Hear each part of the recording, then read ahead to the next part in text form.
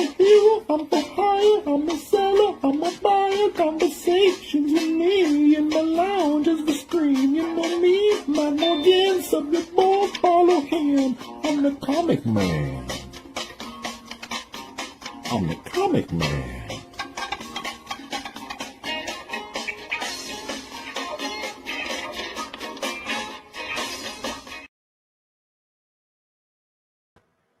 Good evening, ghouls and ghosts. It's time for a comic lounge. But without any further ado, I'm gonna play this clip and we'll bring my friend in. My friend, I got somebody backstage. Big Jeff's backstage. Welcome to Fright Night. Fright Night. Oh, wait a minute. We already got somebody here, and let me see if I'll find it. I got to play my clip before he comes in.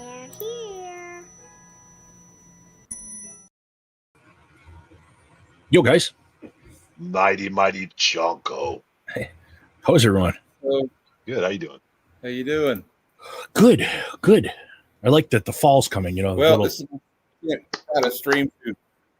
Yeah, I love it. This is my first attempt to try to stream to Facebook and Instagram and YouTube at the same time. So cool. Let's see how it goes.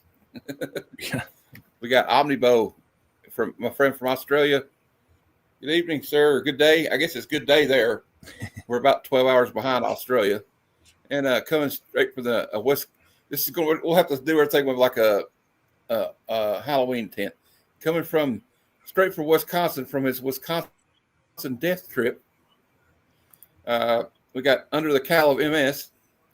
If you don't know, they had a book called Wisconsin Death Trip that came out in the 70s. And it was about like they took pictures of all the funerals, so it was like a little gothic thing. We got does it say Omix? Does it say Omix Omnibo? All right, I'll change it. Can I change it? Can I edit midstream? I guess I can. Where's it at? I didn't see the title. I didn't see it say Omix anywhere. Where's it say that at? Is it your tagline maybe underneath? Does anybody see it say Omix? Well, it might be. It's okay. It'll be all right. We'll find it. Okay. I don't see it. Oh, yeah, I see it. The hashtag's wrong. Thanks, Bo. I got it. I didn't know you could change it on the fly like that, but there you go. We got Bruce is here. Hey, Bruce. It was in the description. Yeah, Bo. Okay, I got you. Yo, Bruce. We got Nerdy here. Go ahead. I was just saying hi to everybody. I just said hi to Bruce. Oh, okay. Well, we got I thought I was going to share some of my favorite horror comic covers throughout history, and then I might list a few of my movies, and you can name some of your guys' favorite movies if you want to later. But I want to talk about something real quick. Let me check the chat. Somebody just commented.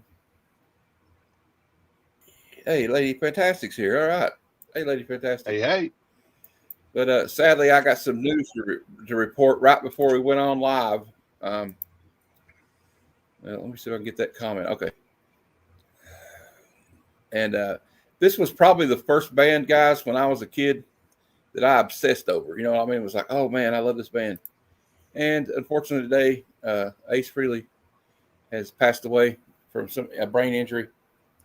So, I don't know. I thought we'd talk about some Kiss. Does anybody like Kiss? I don't know if you guys like Kiss or not. So love Kiss. But, I grew up with Kiss. I think everybody knows who Kiss is, right? Yeah. Sure. Unless you've been under a rock for the last 40 or 50 years, everybody knows who Kiss is. And I remember, my stepbrothers, they were a little bit older than me. They're in their 60s, and I'm like 49. So when I was in grade school, they were going to college. And when he went to the University of Kentucky, he left all his old vinyl records behind. So, that famous scene in Almost Famous when he opens up the bag and his sister's albums are in it. I remember getting, and some of the ones that stood out are like The Who Live at Leeds, Who's Next, Cat Scratch Fever by Ted Nugent, Queen, A Night at the Opera, News of the World, one of the robot. But then I remember Kiss Alive Part 1 and 2, Rock and Roll Over. He had all the Kiss records, Love Gun, Destroyer. I had the Kiss poster on the wall, the one where they're on the Sears Tower, posing. Yeah. So Kiss wasn't just a musical force; they were like a spectacle. You know what I mean? Yeah. And they were so individual and unique. There was nobody like them. Yeah. Well, I've heard people say this, Kiss wanted to be like Coke or Pepsi or Disney. They wanted to be everywhere. I was so into Monster stuff that I was like a huge Gene Simmons fan and stuff, and and I like deep cuts Kiss. I like King of the Nighttime World and God of Thunder. I mean, Deuce isn't really a deep cut, but Diamond. Like the stuff that wasn't completely on the radio, but was especially the live albums. I mean, King of the Nighttime World live and God of Thunder is just so cool.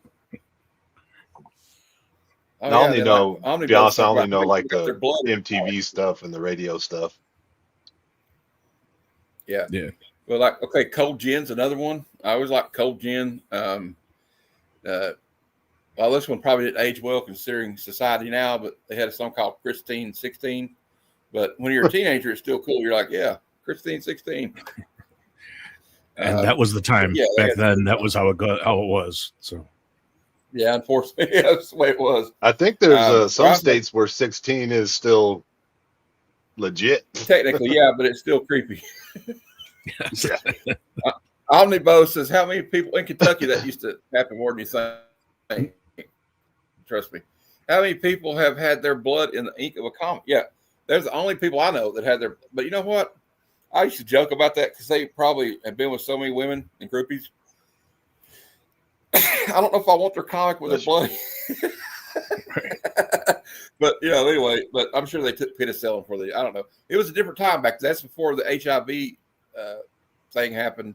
So I'm sure they wouldn't do that nowadays. But I wonder if they really. Do you guys think they really put blood in the ink, or do you think it was just like a publicity stunt? There are pictures of them with like vials. I don't know if it's really their blood, but pictures of them dumping it in. Who knows if it's real? Yeah, but I think it's real. But they probably dumped just a tiny little bit of blood into a vat of ink. You know what I mean? Yeah, it's diluted like a million times. It's yeah. But they could still say, "Hey, our blood's in the ink." Right. I think that's some Gene Simmons type. That's got Gene Simmons fingerprints on it. Well, Ace and Gene were big horror movie fans and comic book fans.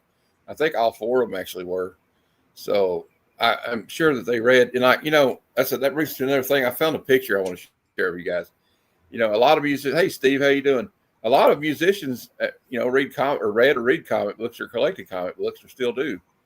And I found this interesting picture of the Godfather of Soul, of all people. And he's backstage at his concert, and look what he's reading. Yeah, baby. That's cool. That's a picture. Werewolf by Night. Yeah. The hardest working man in show business, and he was reading Werewolf by Night. That's a cool issue, too, I think. Man. That dude's got the biggest pimp hand in the world. Yep.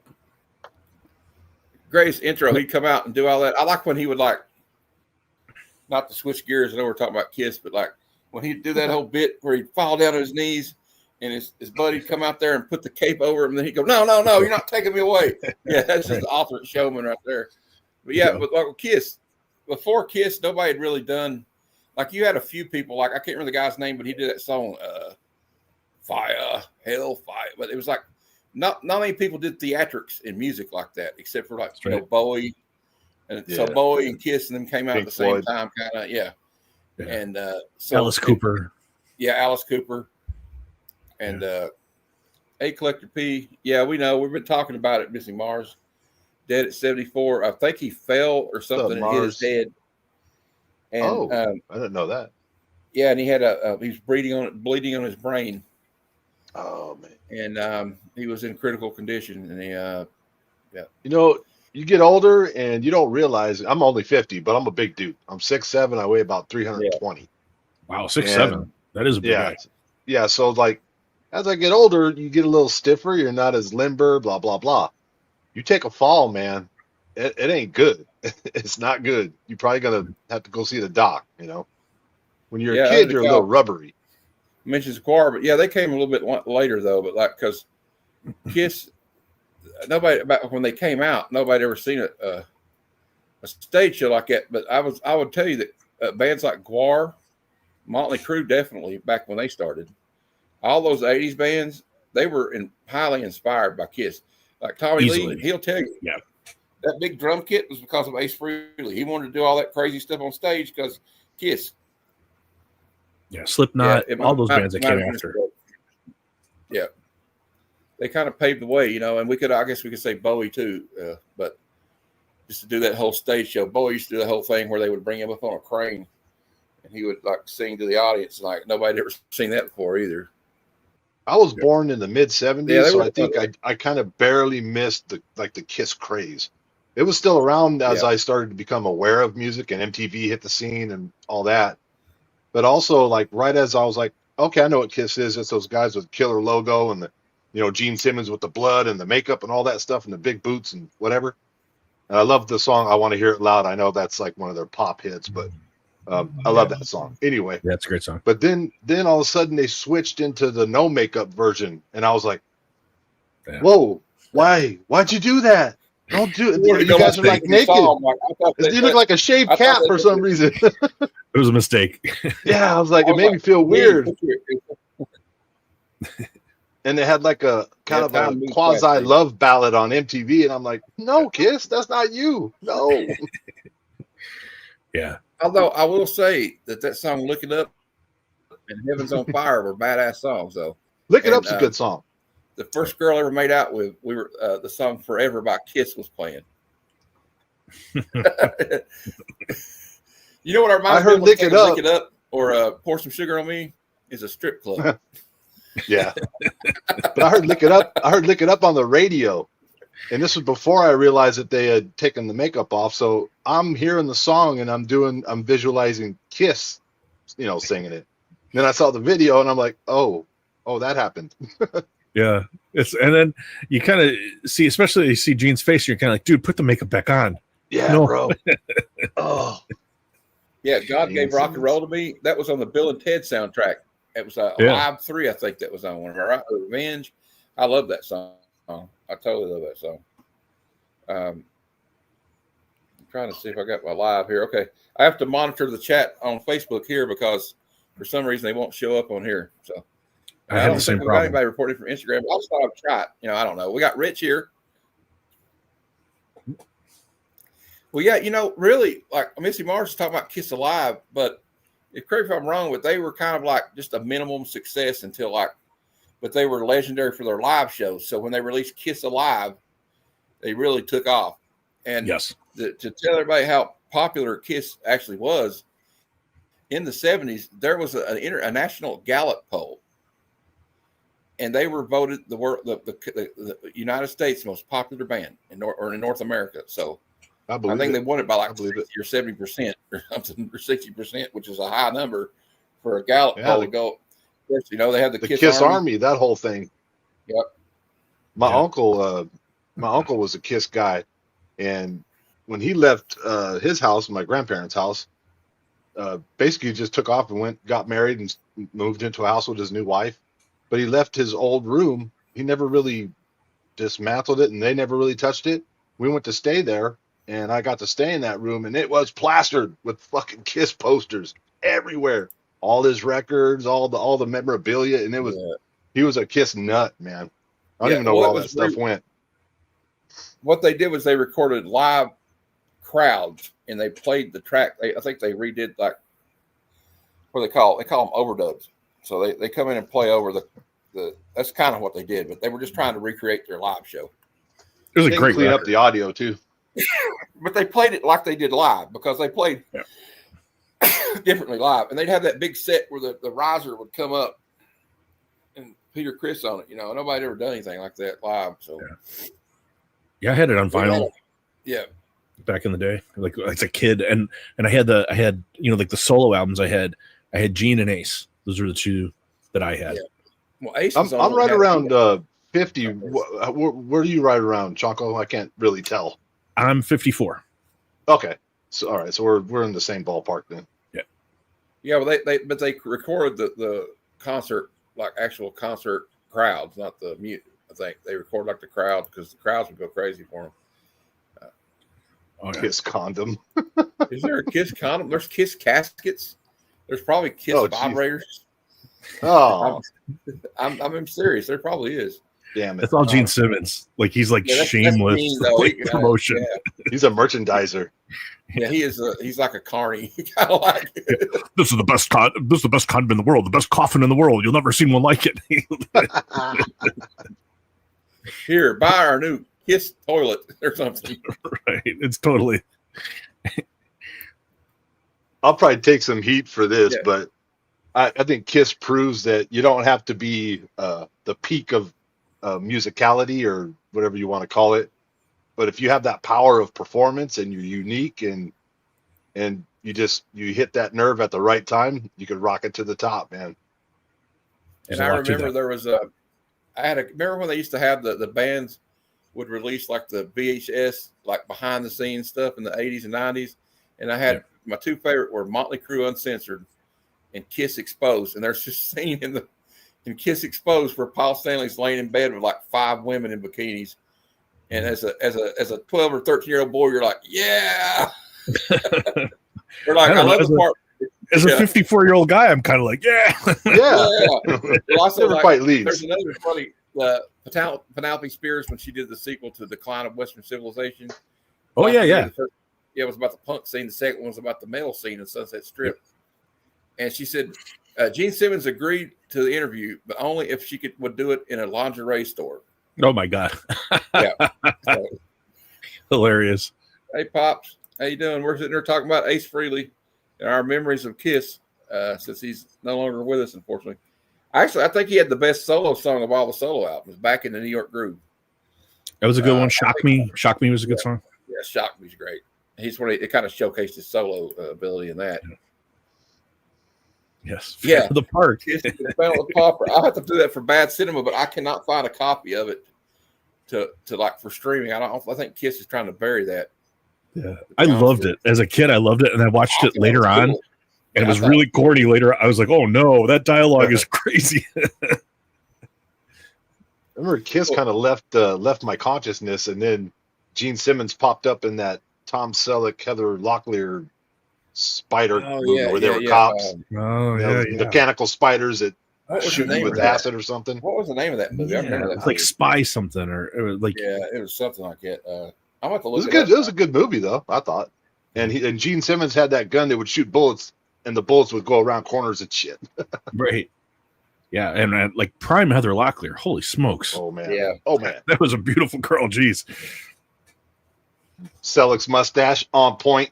Yes. And, Magnuming Runaway. It was everything. called Runaway. It was called Runaway. Runaway. Oh, yeah. Yeah, And That's it right. was in a movie that me and Jeff have been watching. Oh yeah, I was going to mention this. I'm going to have like a little Halloween thing. We've been watching. Well, there's 9 people watching, but y'all keep it on the down low. We watch horror movies in my Discord, Mm. and we watched Trick or Treat from 1986 a few nights ago, and Gene Simmons is the disc jockey Oh, really? in that. Yeah, I don't Young remember Gene Simmons. Beth was a good song. That was their biggest hit, probably that. And I Was Made for Loving You, because Yeah. that's when they kind of crossed over. Well, at some point. I want to rock and roll all Runaway. night is huge. Yeah, Yeah, I was like Detroit Rock City, Me too. because that song just epitomizes like being young and not caring, reckless abandon, and I always Yes. thought it was kind of like scary too, though, because the kid's like, oh my God, no time to turn. Get up. Everybody's going to. And that actually was the song that got everybody off their feet like a concert. Oh, yeah. It's a great song. God of Thunder was good. I think Chanko mentioned King of the Nighttime World, I love that which song. is a very underrated song.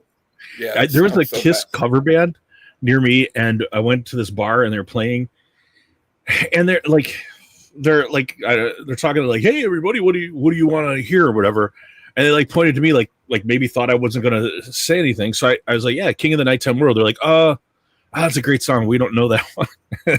So it kind of bummed them out. Like they thought I was gonna do like the easiest one, and I pick a deep cut and they don't know it. So me and my cousin saw Little Kiss one time. Remember Little Kiss? Yeah. I remember those guys. There was like that. I think they were like when you first get into like hard rock and metal when you're younger. I think Kiss is like the gateway drug to that. Oh yeah, because then I discovered like Iron Maiden and Judas Priest and like Ozzy Osbourne, and then like kind of just progressed from there. But I still like Kiss, Yeah. In fact, I went as Ace Frehley once for Halloween. I borrowed my older cousin's guitar, and they painted my face up, and we just made a homemade costume. Because actually, Ace Frehley was my favorite one. I kind of slid in on like the hair bands, like The Crew, Def Leppard, Cinderella, that kind of shit, and Van Halen, and I loved all that stuff. And then before they were on the radio, before they were all over MTV, Master of Puppets, Metallica was introduced to me. I was like, what is this? Yeah, that blew my mind.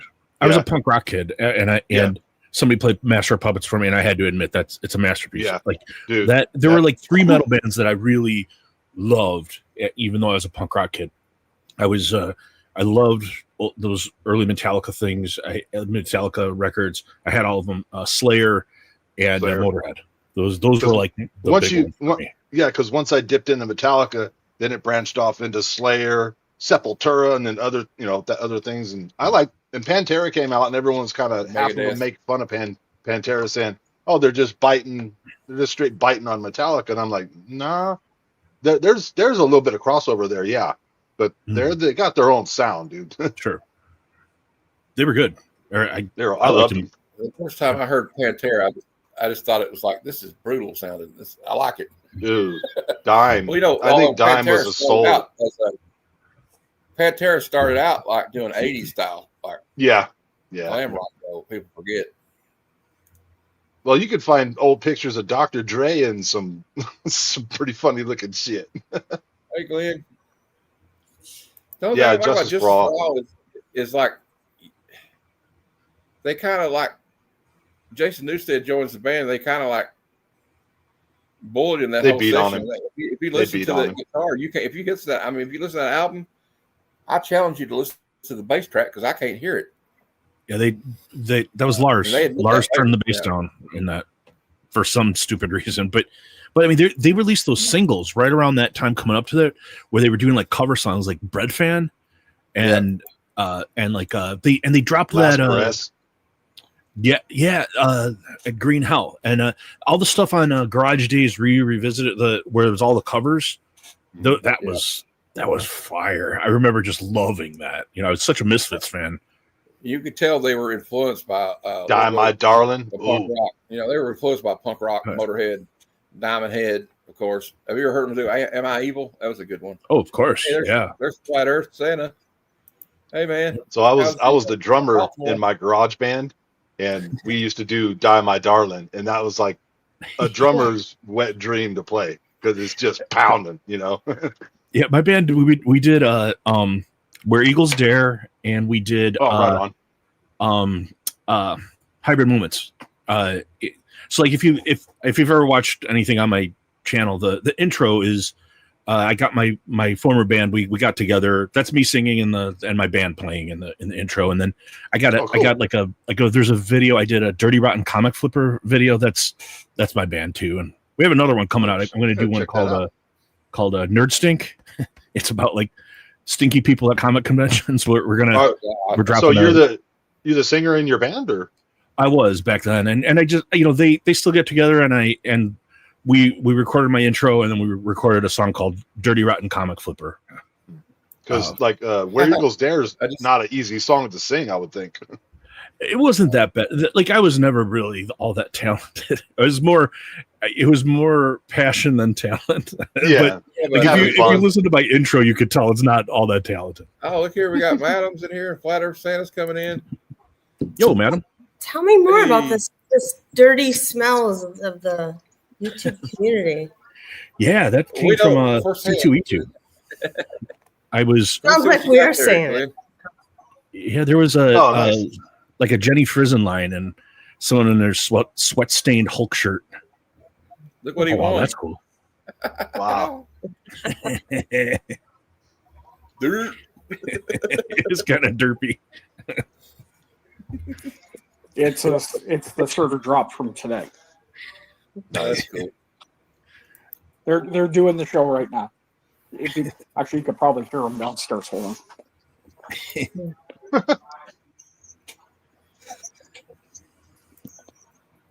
Well, I'm glad we got some people here. We were talking about Ace Frehley, Glenn. You know, he just passed away. Can you hear him? Yeah. Who is that? Oh, I see. Man, Oh, are you poking fun? Kiss.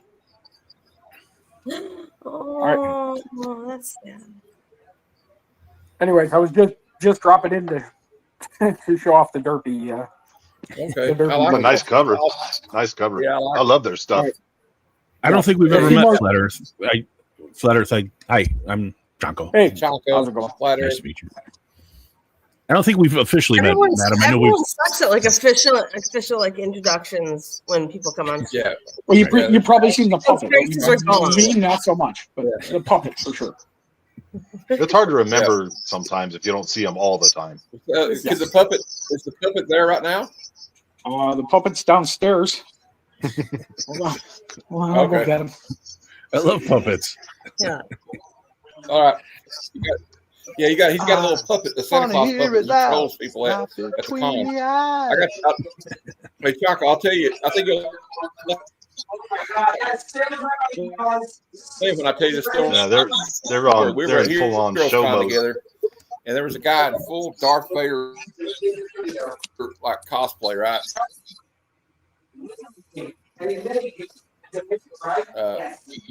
Okay, my internet's going out. Okay. And he said, which button he asked the guy, which button do you push to get your parents to come pick you up? And the guy got and walked off. There was a Triumph. Didn't Triumph do that in the? Yeah. Yeah. Man. Triumph's my spirit animal, man. Seriously, he kicks ass. I love Triumph. Hey Santa, you got to get a prescription for that cataract in your eye. Yeah, Very cool. yeah, of course, man. Yeah, that's how I get the good drugs, man. That's how I get it. The good stuff. Yeah. Well, he's on that maker's Anyways, mark guys. that knows. All right, Yep. guys. Watch out. Enjoy. Nice to meet Nice you. book, Glenn. Nice book. Yeah, thanks. We're just Have fun. setup was crazy. We had to drive halfway across the city just to get a piece of paper so we could get into the. It's the stupidest thing they ever did. It's like a staging area. It's dumb. I don't know. Bureaucracy. Don't ask me. Anyways, enjoy the night, guys. All right. Bye. Take care. Bye. Don't forget to pick me up a House of Mystery 92. I'm just kidding. All right. For free. I'm just kidding.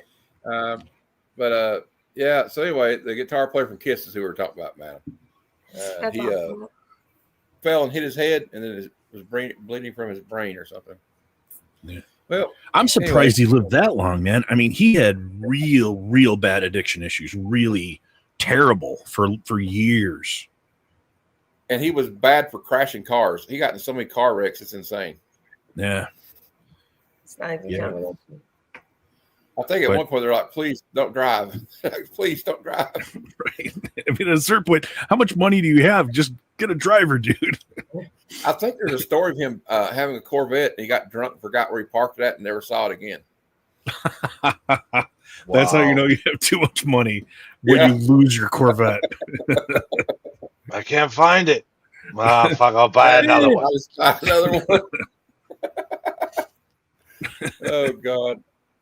Well, everybody remembers the hey, Lady Fantastic. I sent you the link too if you want to come on. Well, you guys want to see what I got out of the blind bags? I kind of struck out. Here's how many duplicates I got out of 35. Oh my God. Yeah, they didn't. Mine really, haven't arrived yet. I ordered mine from Golden Apple, and it's gonna be November by the time I open it. All the covers. I got this one. That's cool. I didn't get one foil either. Really? Yep, not one. I know people that bought like 2 and got one. Ugh. Wow. Yeah, that's I bought 3 and got a foil. Did you really? Yeah, last night. That's a cool one you got. I love that one. Yeah, it's after Dave Stevens. That's a really cool one. Yeah, That's it. Yeah. this one's really cool. I I like like that that one. one too. And then None of this them is are the, bad. I mean, Crypt cover. Look at All right, that's badass. That one. that. Come on now. There you. That's great. And I got the Scarecrow. If anybody, I got some doubles of all these. So if anybody, quadruples sometimes. So if anybody wants to trade, let me know. This one's cool. Oh, that's a great one too. Hey, check this one out. It reminds me of that song by ELO, Evil Woman. Wow. All right, that's badass. Here's the Bride. it's the coloring, man. Yeah. Now this one though, this guy looks like Shane McMahon from WWE. Oh, that's an homage. That's a Golden Age cover. That's Alan has it. I don't remember, but that's a Golden Age cover homage. Cyclops. Whoa, he's jacked. And I got Frankie. Yeah, good one. Frankie Monster. This one, look at the shark in her goggles. Oh, I like that one too. And then I got this one. Yep. See, I And got the don't know who foil. I got guy the is, foil but of I just call that him cover. Jason. I just call him Jason Voorhees because I don't know who he is. Yeah.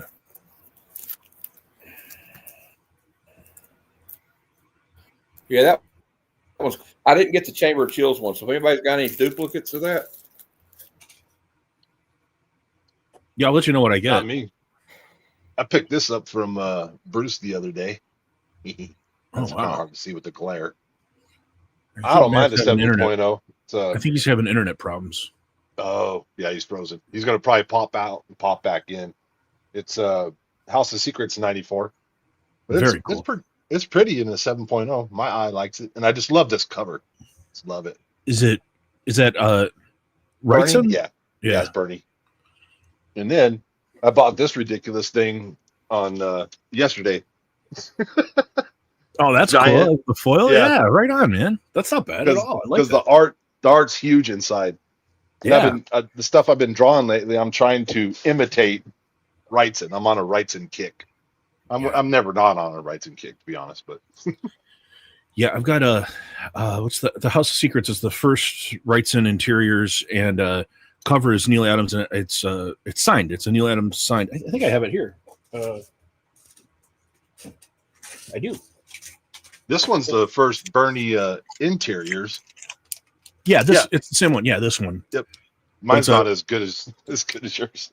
Well, mine's only a 7.0, but it's an Adams cover and Neil Adams signed this one. So Yeah. Oh, I, Neil signed it. Ooh. yeah, it's a signed Neil Ooh. Adams one. I just worked a trade. I don't know if you know Bry. In fact, when I was just checking my phone, he just let me know that he's going to accept this trade. I just traded for this huge Schomburg book, but I traded like a stack, and I was trying to avoid throwing that one in. But like if I had to, just I'm trying to take Avoid that. a bunch of I would. slabs and turn it into a bigger one because I'm trying to get rid of some stuff. But yeah, he just Yeah. accepted it, so I'm kind of stoked about that. Nice. Yeah, lady, I saw your it was like a high speed video, or I don't know how you did that. While you were doing With the crescent, yeah, it's the like, guy with the big mustache. You told us who it was, but I forgot who it is. Can you guess? Guess? My memory tells me that it's someone you knew. It's Yeah. their uncle or their grandfather or something. Yeah, that's good. That's good. Okay, you're close enough. It's somebody's stepdad. Okay.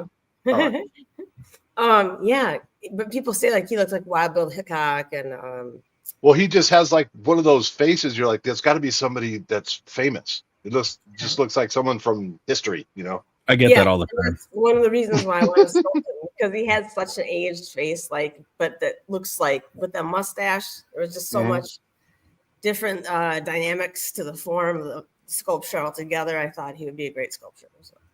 Was that a gift? No, it's just an impromptu thing, and then yes, it will be a gift. Yeah. Very cool. It was kind of cool because the camera, the angle shows you working, and him just kind of chilling in that chair, you know, reading a magazine or something. I don't know what he was doing. Watching But TV. But he's not like sitting there like a statue. You know, Right.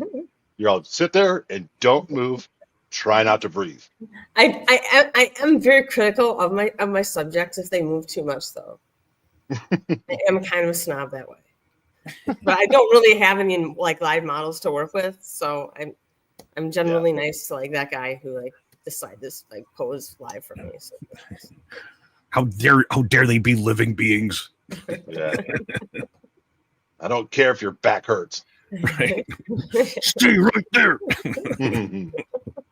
He looks like he'd be in an old Western, like the old gunfighters coming towards the end of his abilities or something. I don't know. Yes. Something And like that. what I really wanted him to do was to look like he had just taken off his cowboy hat.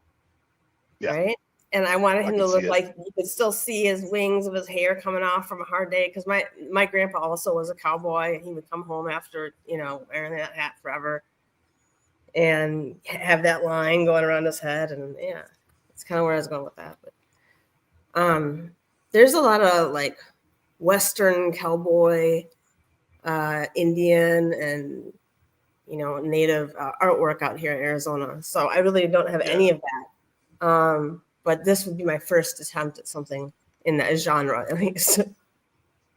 Very cool. But what isn't there like a huge art scene in I want to say, is it Albuquerque, or it's like they're saying it's like the second, it's like a gentrification of a town.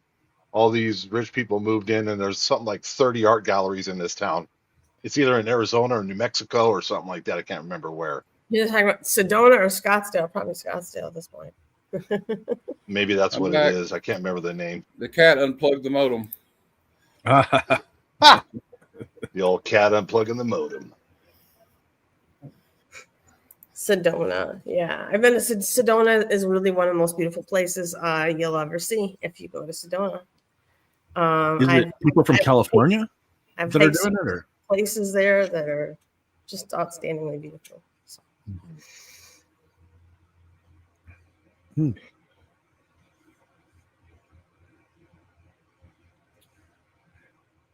You're on mute, Matt. Yeah, I know. I had to figure it out. I was like, I forget. I'll mute myself, and then I'll forget. I was hollering at somebody. All right, so my favorite Halloween movies Okay, are. I got. Oh, go ahead. Oh, go ahead. Oh, okay. Well, Halloween 1 and 2, John Carpenter's the original ones. Friday the 13th, Part 4. Nightmare on Elm Street, Part 1. And both Poltergeist 1 and 2, and Fright Night. And that'll round out my list. Those are good. Hey, you want me to go? Oh, are we Go. naming the movies right now? Okay. Yeah, I don't know if that's Yeah, go if that's ahead. what we're doing. Halloween 1 for me. Hellraiser 1 and 2. Tusk, great horror comedy from Kevin Smith. Reanimator,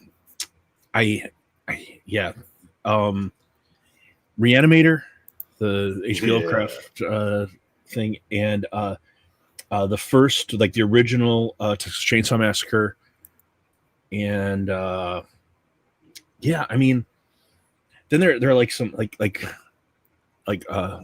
Motel Hell or Hotel Hell, where they were like turning the people into sausage, and that's like roadside Hotel hotel. Yeah. Me and Madam like reviewed that movie once. Really? I think we did. I think there's something familiar. It's creepy. Yeah. Yeah, she showed up with a bloody apron on. So yeah, she was in character the whole time. It was fun.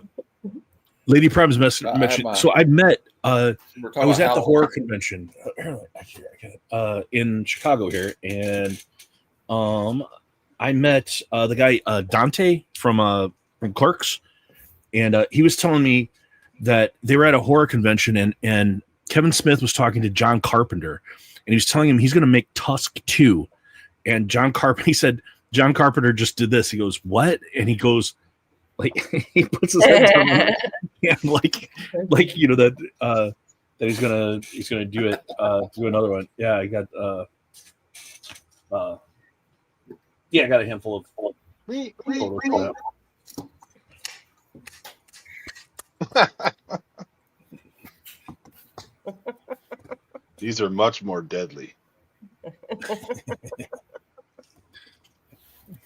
Now we got the candelabra out. Oh, I like your little Halloween candle. There you go. Are you going to like a Halloween party or something, madam? Or Yeah, this is it. How sad you feel for now. I don't. I used to throw one every year. It's a party. I did want to promote something. I was hoping Lady Pie would be able to come on with me, but her and I are gonna have a Lady Death extravaganza on Saturday, the 18th, at 7 p.m. And that's 9 p.m. your time, I believe. And Cliff is going to be our special guest. And Cool. There's going to be consequences for Cliff if he answers stuff incorrectly. And, no. and prizes Consequences. at a duck race. Hopefully, it should be a lot of fun. So, Sounds cool. there'll be a lot of cosplay going on. Yeah, we Lady Death. we do a stream at 8 p.m. Big Nasty and I, but our guest is canceled, so we're scrambling a little bit. We had a Yeezy coming on from Beyond Wednesdays, but he has a show. His band is playing, so reached out to a couple people. We'll see, but yeah, I think we might do a Halloween themed like hangout instead, just to, and then yeah, we'll have 2 weeks off. I'm in South America for 2 weeks, so we won't have a show for 2 weeks. Oh, where are you going to be? Peru, then Chile. Ooh. Yeah. So Have you been there before? never Peru, Chile many times. For work, but this will be the first Peru trip. Yeah, but I won't be able to see much. It's all work related, so it'll be busy. But yeah, I like Chile a lot. It's temperate and there's great food, great wine. The people are cool. It's not like overly. It's not like too hot. I compiled a list of a few of my favorites if you guys want them. Yeah. I'm on delay, so I apologize. Well, I always pick this one because this movie scared the hell out of me when I was a kid. I left a few. I left a few off. I regret, but I just wanted to name a few to get the conversation. This one is always, I don't know. That one always freaked me out. I never played with a Ouija board because of this movie. By the way. I think my mom didn't allow me also course, to not play with the Ouija board because of that movie. The classic original camp slasher film. Yes. And the original was always the best. And then I did. Then this is the one that kind of reinvented the genre. I mean, the first one was good. I just thought it was interesting the way that Wes Craven had a known star like Drew Barrymore. At first of it, so you go, "Oh, she's safe. It's Drew Barrymore." No, but he pulled that Hitchcock trick, with Janet Leigh. Like, no, nobody's safe in this movie. Mm-hmm. That's right. Yeah, I remember that being such a shocker. I think where it all really started. When she kicked it. And then the one that kind of started off this really kicked well, it didn't start it, but it kicked the slasher horror movie genre into like full gear was this one, of course. We can't not mention yes, John Carpenter if you're talking about horror movies. So yes, The Night He Came Home. Now some people told me this one's not a horror movie, but oh really? Because it's more gothic, but I disagree. And it's also a great, not this one. I meant this one coming up. Oh, okay. But oh yeah, I love that movie. Gary Oldman kills it this movie. So Yeah, he and does. Gary Oldman He has to kills- play like 3 different parts. Yeah, he has to play he old kills every Dracula, part he has. Prince Dracula. He's got to play the Night Dracula, and of course, the OG Nightmare on Elm Street. This movie gave me nightmares for real because I was like 9 years old when I watched it, thanks to my cousin, and my mom was really mad Johnny at it. Depp. But then I can't pick Yes. Yep. And I had to pick this one because I don't know, because Doc and theme song. I was just gonna say Doc had that song. Dream Warriors. And then I picked this one. I picked the second one just because I thought it was kind of a fun. Evil Dead 2 was kind of fun. Like it's just like goofy, like campy, like almost like Looney Tunes stuff goes on in that movie. You know what I mean? It's like Merry Melody or something. Like when all the taxidermy animals are talking and laughing at him. And then the one that me and Jeff watched last night, it's got one of my favorite Alice Cooper songs, 2 of my favorite Alice Cooper songs in it, Teenage Frankenstein and The Man Behind the Mask. Yeah. And then, of course, we're talking about Friday the 13th, Part 6, Jason Lives. But we you know what? Me and Jeff, after watching that movie, we realized that Tommy Jarvis is responsible for all those people dying in that movie. If he hadn't dug Jason's grave up, Yep. there wouldn't be any of this. Nobody would have died. He would have been dead and buried. But Leave the dead alone. I don't Yeah. know. We got some comments. Especially that one. Have we learned anything by now? No. Barbarian Kung Fu. He was asking me the name of my band. We never released anything. It was the Almighty Chugs. we were just did like friends parties and stuff. But if you go to my channel, you listen to the intro. That's my band, and if you check out the video for Dirty Rotten Comic Flipper. Yo. Hey, y'all. What's up, Kev? Chuck, I meant to ask you something. Sure. The song at the beginning of your videos, is that your band? Yeah, that's what I was just saying. That's me singing, and that's my band. And Okay, cool. I didn't know that. You thought he was faking it? I wasn't here. I probably wasn't here. no, that's all right. Yeah, it's my. No, I don't think I was here. Oh, it's okay. Yeah, my band that I used to be in many years ago. But we got together for that, and we got together and we did the Dirty Rotten Comic Flipper song, and we have a couple more. There's the 2 that we're gonna do coming up. One is called Nerd Stink, and it's about just smelly people at comic conventions, and I have another one that I just wrote. Nerds Like Pretty Girls. So we'll be doing those 2 songs. Cool. That's all. We do. Hey, those are songs from the heart right there. Yeah, they're all relevant. Mm-hmm. Hey, I got some Hey. nerd stink. Yo, lady. Did you smell something funny? Get a lot. Dirty asses here. I'll tell you, there were some ripe ones at Heroes. Yeah.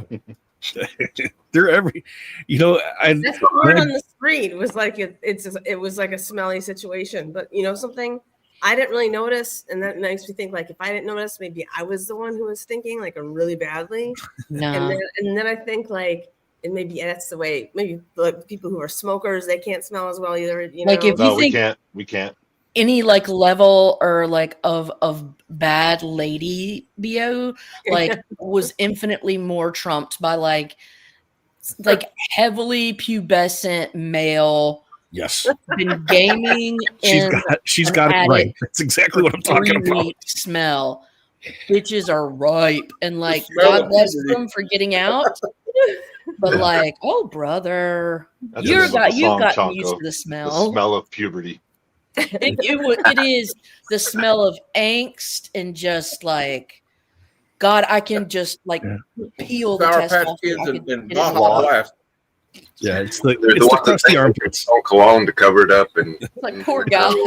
You know, It's you almost crusty feel bad armpits. for them when they're That that Hulk big. shirt should have been retired about 10 years ago, man. Just Yeah. let it go. You can't salvage that. You know, the poor guys when they're that. They just bless them, bless their hearts. At my old job, I happened to have a locker 2 lockers away, which is about 3 feet, to a guy who just, it wasn't his fault. He was just one of them dudes, one of them real hairy dudes. And when he took his boots off at the end of work day, man. Oh shit! And he knew it too. And he would like apologize to people, and it's like, I no, mean, we all know what's up, and it's not your self-awareness. fault, you know. But he tried everything too. But god damn, it was powerful. Woo. There was this one kid that worked As at a the big theater. I cousin- mean, one year for Christmas, 5 different people gave him, like cologne, the little set with stones. And, like, yeah, That is so mean. tell you something, bro. Bless his heart. He must have left the country after that. Bless his Well, I will heart. tell you, this is a big guy. What you have to do is baby powder is your friend.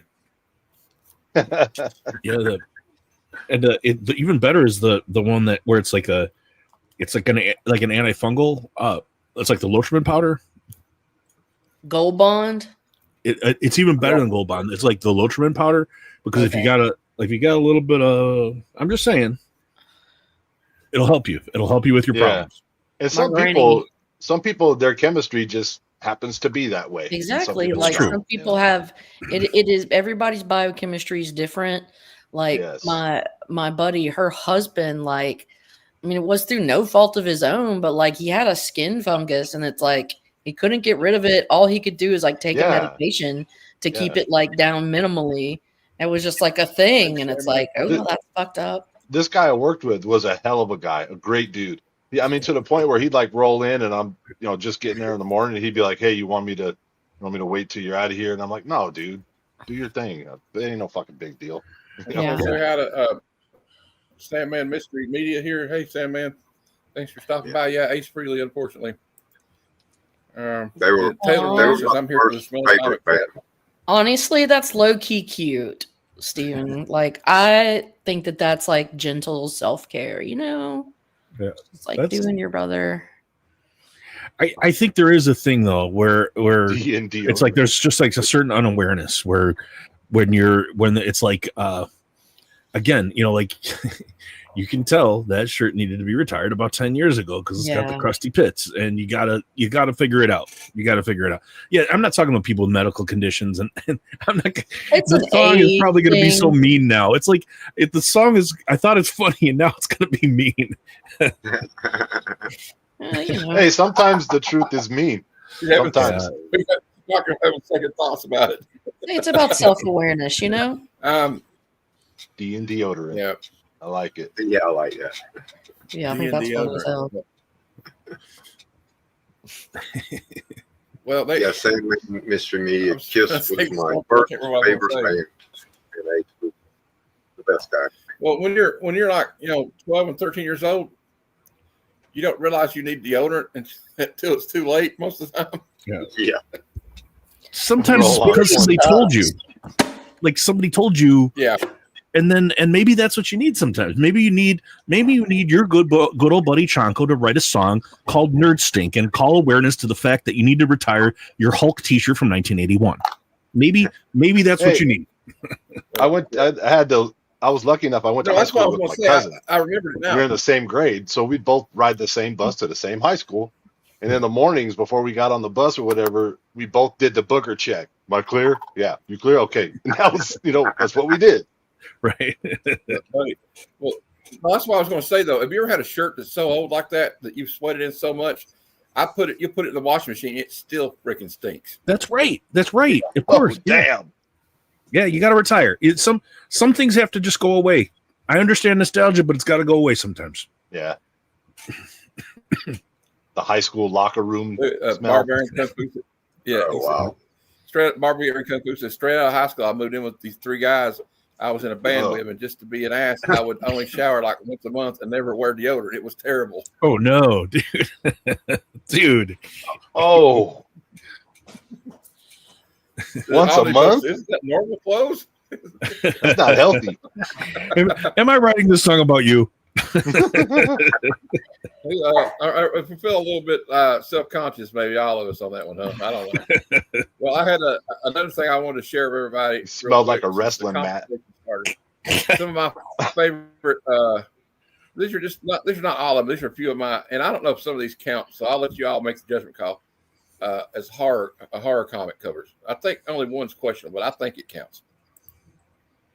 Yes. Yes, got- of course. Yeah, all the Horror. coolies. It's got horror on the title. I've been trying to get into these, but they're so expensive. You know, it's hard for me to collect some of these. Yeah. I might get some of the reprints though. You know, I saw some like 1.5 for like $200 maybe I could get, but I could bust out some Golden Age if you want. Oh yeah, very cool. Yes. Burn You your eyes. could touch that. You could touch that. That's the thing. Food, I got this mint, one. I'm going to order this one. Go ahead. I'm sorry, Carolyn. young dudes will weaponize their stank and they think it's funny, and they use it against you. And they, Damn. I've been, yeah, and Foo's laughing about it. Very cool. The Witch's Cauldron.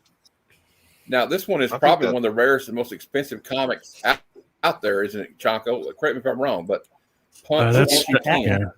That's my grail. That's my Pretty rare that's my comic book. that's my personal grail. That's like like a 2.0 recently sold for like I think it was like $23,000. Wow. Yeah, Who's the that's cover one of my artist? grail. That I have 3 grails. That's my number one. Yeah, that's a big book. Who's the And here cover is artist, if you know, Chonko? This is one I It's hope that- is it Ricka? Yeah, I have this The is Skull was fantastic. yeah this is the comic that end the next one, the I'll CSS go back to it. 22. I have CSS 22, the next one you were showing. This one I could show that if you want. This is the comic that ended the Golden Age. This is what they held up at the Senate hearings. And they're like, "Do you think this is appropriate to children to build There's games?" And he's like, "Yeah, the blood's not really red." And it's like the worst response. And it was like the Bill next day. Gaines didn't help his case at all. Yeah. I know, right? This was on the cover of the New York Times. The senator holding this up the next day, and parents were freaking out. Oh boy. You should have probably been a little more diplomatic about it. Yeah, he wasn't that great. We have Yo, another Lady guest Prime. here. If I can get this off the screen. We got Lady Prime in the house. Hello. Yeah. Where's Let me dig through. Elvira? I think we have Elvira. Yeah, kind of an Elvira In the look. That's dark. very good. Got a little Yes, you Halloween looking good. party going on in here. I love it. We did Yeah, our I family. think I got to wear my photos. Michael You guys hear Myers me? mask now. Yeah. I'll dig out some Golden Age stuff here. Yes. So Okay. we just did our family Halloween card today. Okay. My buddy Mark, Legion of Comics, he's in Georgia, but him and his wife and kids, they're doing Halloween tonight too. I don't know if it's like a thing or what. But I don't know. Halloween's become huge. huge. Huge. It's huge. Huge. Huge holiday. Never been bigger. Huge China. All right. Well, listen, now that all the girls are here, I'm gonna go. But I want to say that You're leaving now? Lady Prime and I are gonna be doing something big. Yes. Lady Fantastic and I are always, What? What are we? What? we're always fixing world problems. Oh. That's And they're better. going to start a football team. That's We're true. always fixing world problems behind We're the going scenes. pro. That's what we're doing constantly. We've got the like peak male athleticism, and it doesn't look like it. But if you just saw, They got the machismo.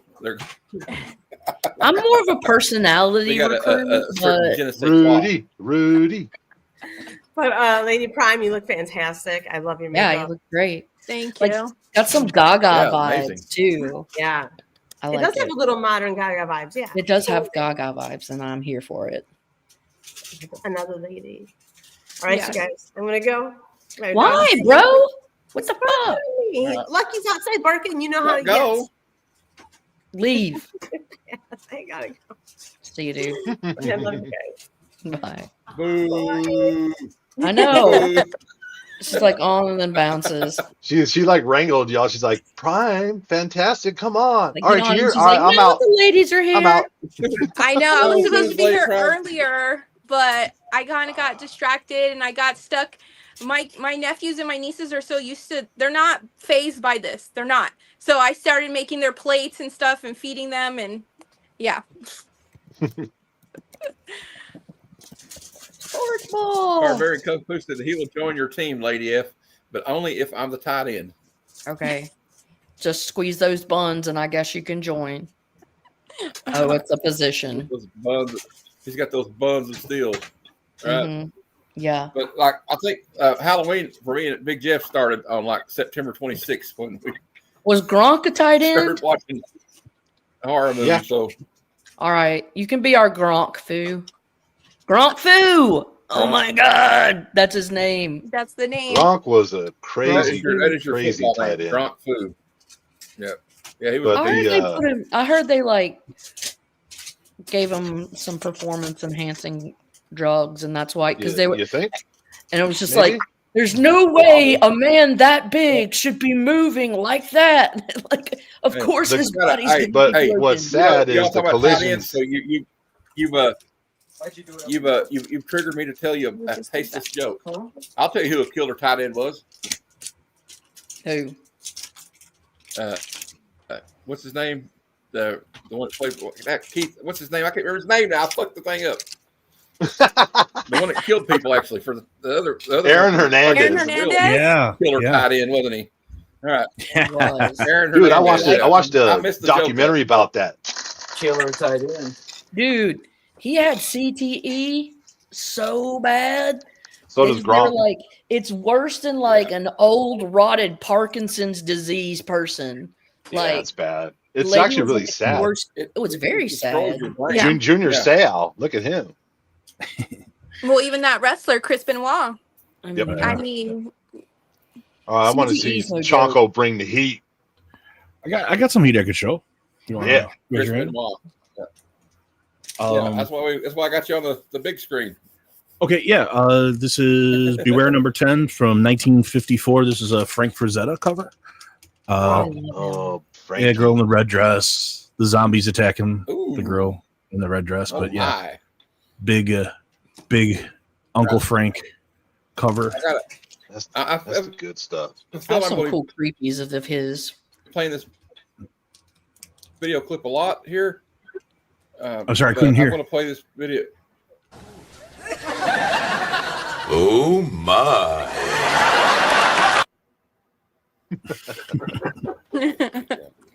So I'm trying to finish the Witch's Tales run, the whole run from the Golden Age. This is number 10. Well, what's the run? What's the run number? Well, it starts off in I think 1951 through 54. So this is this is number 10 from I've got like 5 more to get, but yeah, it's kind of cool, like the devil like shocking this dude, and it's a 1952. It's a Lee Elias. I'm sorry, Who's printing? Who's the publisher? this is Harvey, I believe. Yeah, this is Harvey, which is weird because Harvey's mostly known for like Black you know Cat? like the cartoon characters, you know, like Huey, what's it? But also- Baby Huey, No, I'm thinking of Tower. a Little Dot, and Little Devil, you know, Little Harvey. whatever. Yeah. Yeah, that Harvey did They these did horror. Phantom, and they also did Blondie. Yes. Yep. But this was like I think their big horror title, and it's kind of the one I like. This is number 27 from 1954, and this is a Harvey file copy. So this was a file copy at Harvey. If you're not familiar, file copies back in the day, they used to keep them in a file cabinet, and they would refer back to them for like continuity or artwork or advertising or anything like that. It was just like kept at the office at Harvey.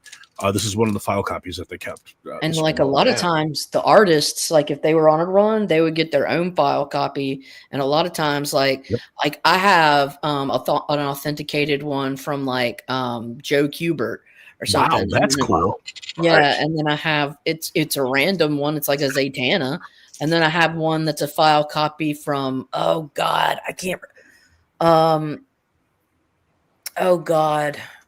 it's It's somebody else, but anyways, it doesn't matter right now. Yeah, very cool.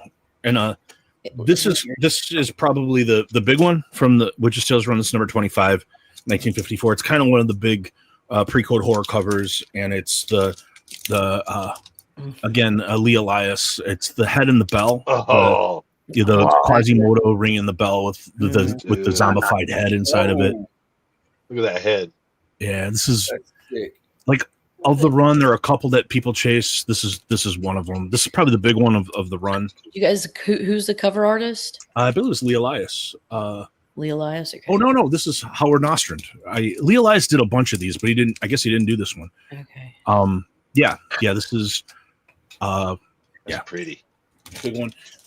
And I only dug out a few of Witch's Tales, but this is Witch's Tales number 7 from 1952, and this is a Northford pedigree. So Northford pedigree. There were a bunch of Golden Age comics found like in a chest, like in a an attic somewhere, and a lot of them were pre-code horror.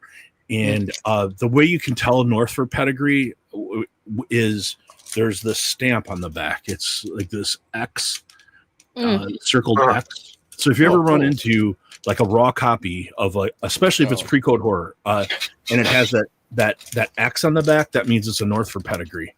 So yeah, cool. I always like pedigrees. This was an old label, and I sent it in to get the cool gold label. So. And cool. This is Tumatera I actually just sent in, and it's like, girl in the red dress in bondage, in distress, and the monsters are pulling her, or pushing her into the water where they've already drowned somebody, and they're pulling. They're the cultists are coming down, and it's just all kind of just wackiness that you have, and it's and there's an atomic disaster story in this apparently. So,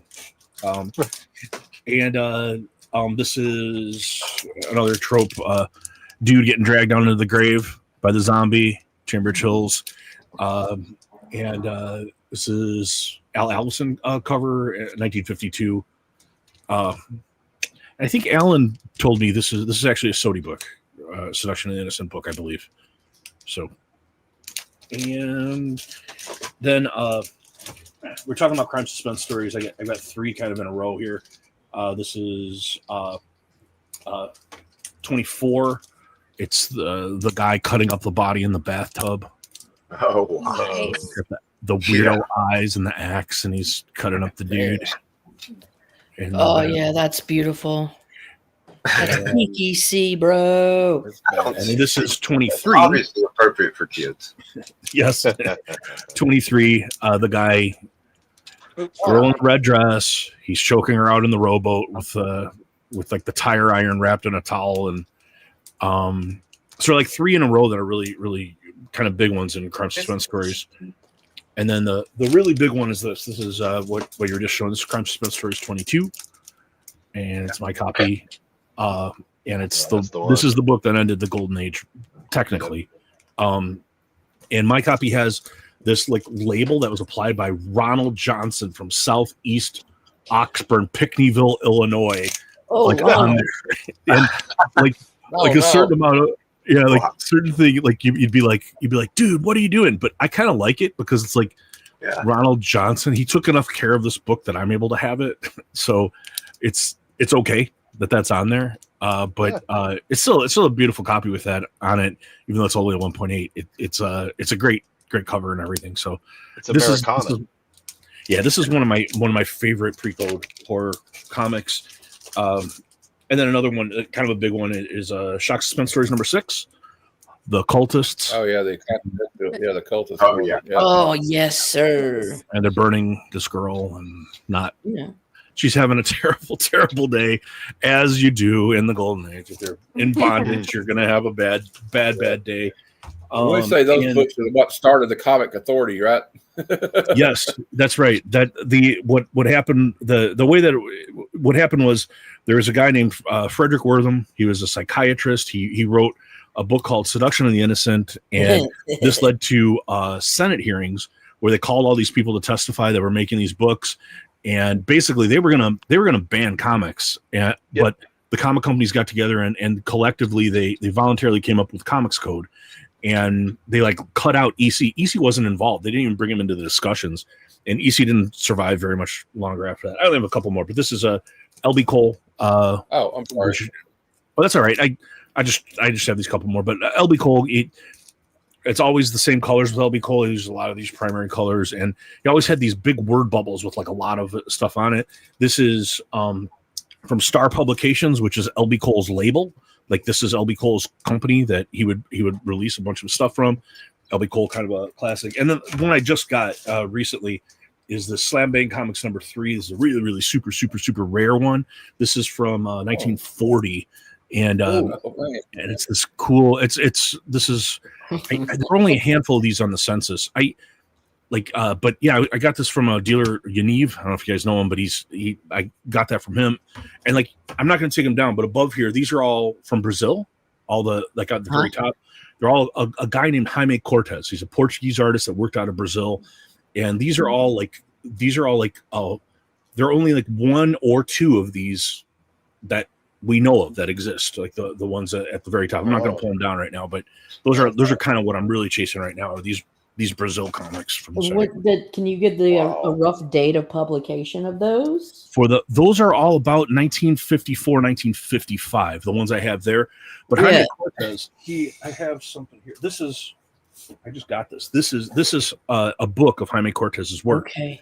He came over from Portugal in the late 40s to Brazil. Yeah. And some of this it's unbelievable. Like this is like I have this one on the back wall there, this Dracula one, but okay. And I have this one, but then there's like stuff that he has that he worked all the way into like the early. Did he do painted covers or all painted? Everything he did was painted. Oh, like he would have subjects do that, and then he would like paint them like to and yeah, like all these bananas, crazy painted covers. Wow.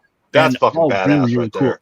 Right. And I've just made a couple contacts in Brazil, like two guys I know in Brazil now that I have 4 raw copies coming, hopefully in the mail. We'll see if they survive the transit from Brazil. Do you speak Portuguese, or do you have any Brazilian lineage or anything? No, nothing like that. They had a couple guys that I found from Brazil on eBay that I've been talking to, and we've been talking a lot about Jaime Cortez, and when they find a book, they're like, "Yo, Mike, would you like this?" And then we talk, and now we'll see if they make it to me. I mean, you look at that and you wonder, why isn't he better known? I mean, right? That's what I'm thinking. There's not a huge collector culture in Brazil for comics, and Brazil is a really harsh climate. It's super, super humid. The staples rust, the books get ruined, and it's hard to get these, and very few survived. And now it's kind of like I shouldn't be talking about it as much as I do because people are getting They're going to start. Secret. Yeah. And when I bid on them now, it's like they'll go after it. Before it would be like only me, and now there's like 4 people bidding on the things, and it drives the price up. Well, that's what happens because you just I've never heard of this Cortez guy, and now just seeing the art that he did, I'm like, I gotta check this dude out. Right. Yeah, your friend Chonko giving you all the tips. Now you guys are going to be bidding and fighting. There's going to be a feud. That's all I need. In fact, like Steven, this one in the middle, I don't know if you guys know Stefo. Steven, yeah, he was negotiating with this guy on eBay that I know that I bought books for, and I was in Mexico at the time. I was in the airport. This guy like reaches out to me on Instagram. He's like, "Hey man, somebody's making me an offer on this book. You sure you?" He had offered it to me the month before, and I'm like, "Well, what are we down to? What can we talk about?" And he made me an offer that I couldn't refuse, so I bought it.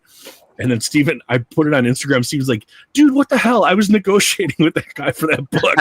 I had no idea. That's funny, man. Wow. I had a few more. Like, I got some on me, but I just want to share these. Like, because I think these are some of my all-time favorites. I used to own a couple of them, but I got rid of them. But yeah, like, I have not the this trade, one, but this is always a classic. Mm-hmm. Oh, I love it. I would love to get that comic. And then we got this is one that's This one's kind of expensive, but not as expensive as this one, so it's still obtainable for me at some point if I save up for it. Of course, it's the late great Bernie Wrightson, just amazing. Oh yeah, Chaco. I'll show you one day. I don't know if you've seen it, but my mom, we had a green blank of Amazing Spider-Man Shadow the Green Goblin, and I put Gwen Stacy at the dresser with Green Goblin behind her as an homage. Wow, very really cool. Great. I have the reissue of that fanboy purchased for me. I believe it was like a birthday gift or anniversary gift, but yeah. Very cool. You know who the model is, right? Who's the model supposed to be? Louise Simonson. Yes, Louise Simonson. Easy. Yeah, that's her very young. She modeled for that. Yeah. She was a cutie patootie. Yeah, she's beautiful there. And you know what she said about what made her fall in love with Walt Simonson? She was like, they were interviewing. She's like, he drew the most beautiful hands. Like, oh my great. God, I love her. I love Walt Simonson too. Yeah, me too. I really like Jack Russell, and I just wanted to put Show the Werewolf by Night #1. This is one of the books I'm trading to Brian. This is one of the books that's going to Brian in the trade that I'm making. Wow. Oh, awesome. And I want to get this one someday. Oh, yeah. Tomb of Dracula #1. I think Chaco's probably going to show it to us now. I can. It's in a mid-grade. It's not in a high-grade, but Here's one that maybe not be on somebody's radar, but I always loved these books in the 80s. They're called Twisted Tales. And Richard Corbin, who is an underrated artist, is no longer with us anymore. He did this one called Twisted Tales #1. Very cool. He illustrated a lot. You got the classic trope for clawing at her. Yeah. And then we got this one. This one's iconic.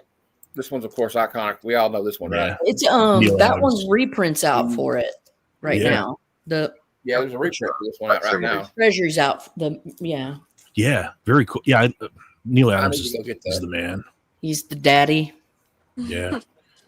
I'm about to do a video that's going to be very controversial where I take a you guys are going to hate it. Everybody's going to hate it. It's supposed to be funny, but I'm going to take like a kind of a giant dump on the Silver Age of comics, and people are not going to respond well to this, but I'm not going to. Neil Adams is totally out.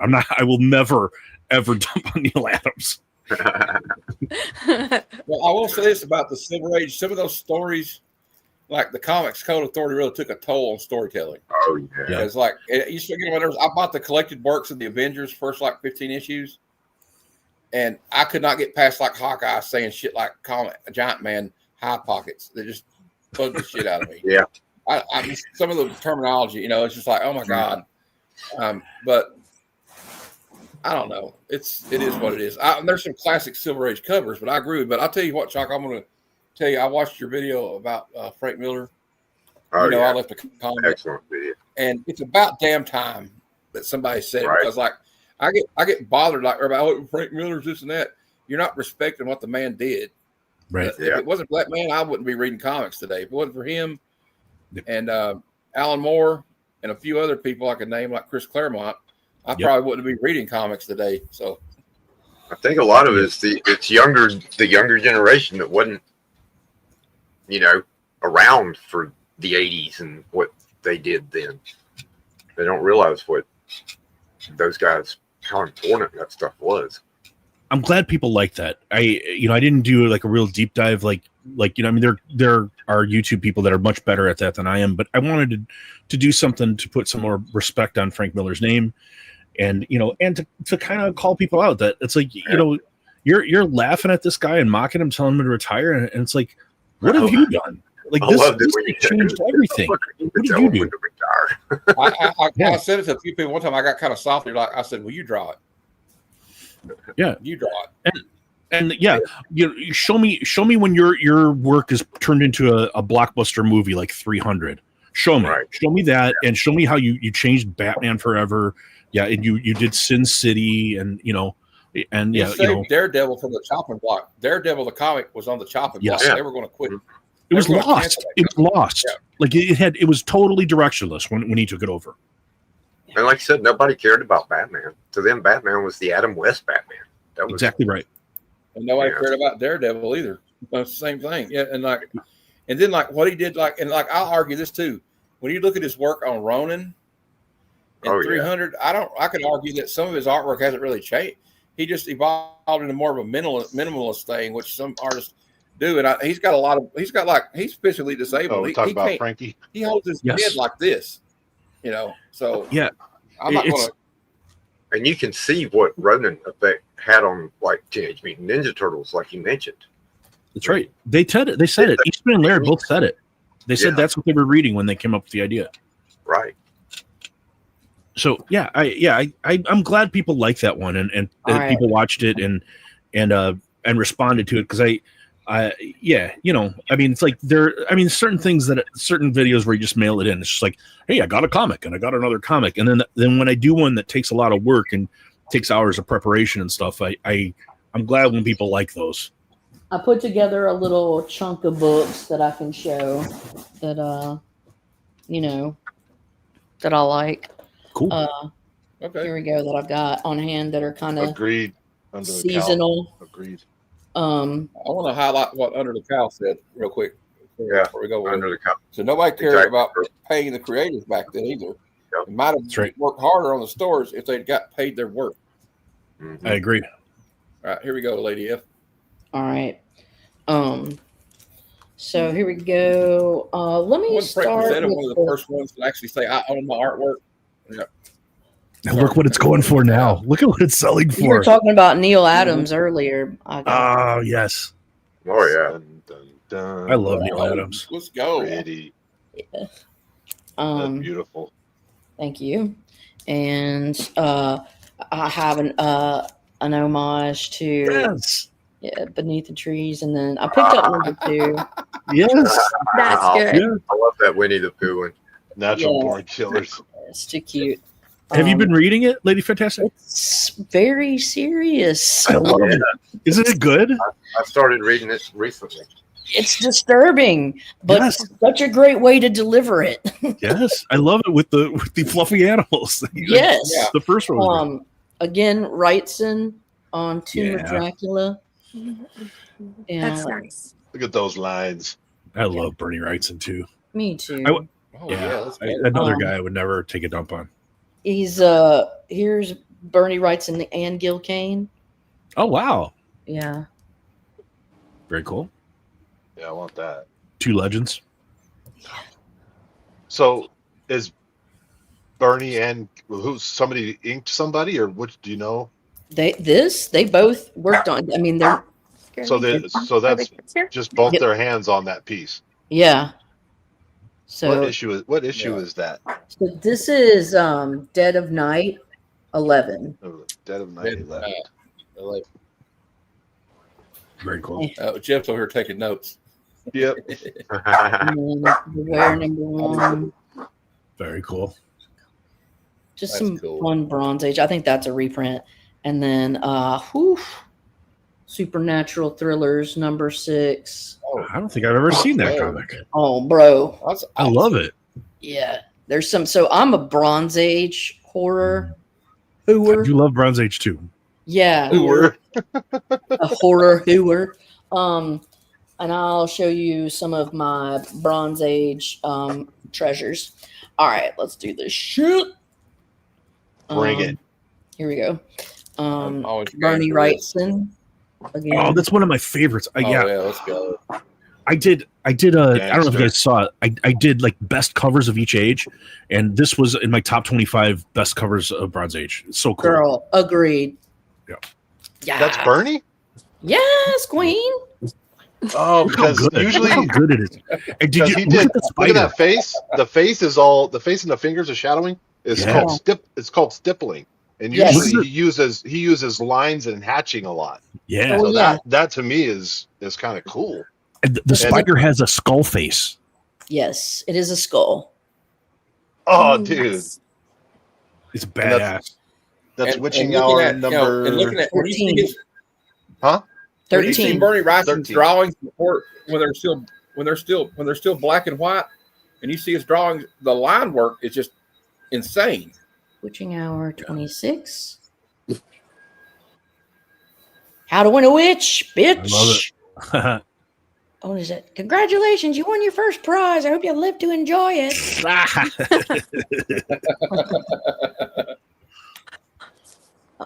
Witching Hour 27. Oh yeah, very cool. Love it. That's more Bernie, right? This I don't think is. This cover, I want to say, I don't know. I have to check, but you could be right. I don't know. Actually, somebody Google it. That looks like Bernie to me. I mean, it looks nice. The but lines do. I'm not sure. I can't. What number is it? 27. What- Witching is it Hour House of 27. Witching Hour. Okay, hold on. Witching Hour 27. I'll And then this look it up is on Key Collector. issue 33. I love my You said witches. 27. Yeah. Look at that. Very cool. Love it. I always love the gritty Moon. style in art. Like I Me don't too. like I Moon don't covers. care about perfect lines. Like when I draw myself, it's like Yes, lady. the messier the better.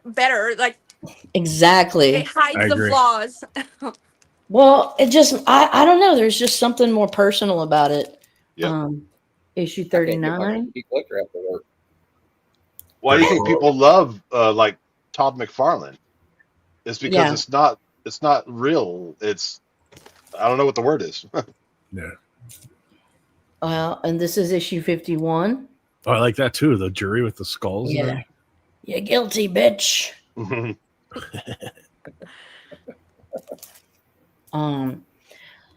Prototype to Swamp Yeah. Thing, I've right? got that on my wall. I got that back here on the wall. That's Yep. yeah, that's a great one. So I actually have a nicer copy of this. And this one I'm going to be sending to my buddy Mark, Legion of Comics, but had this one by me.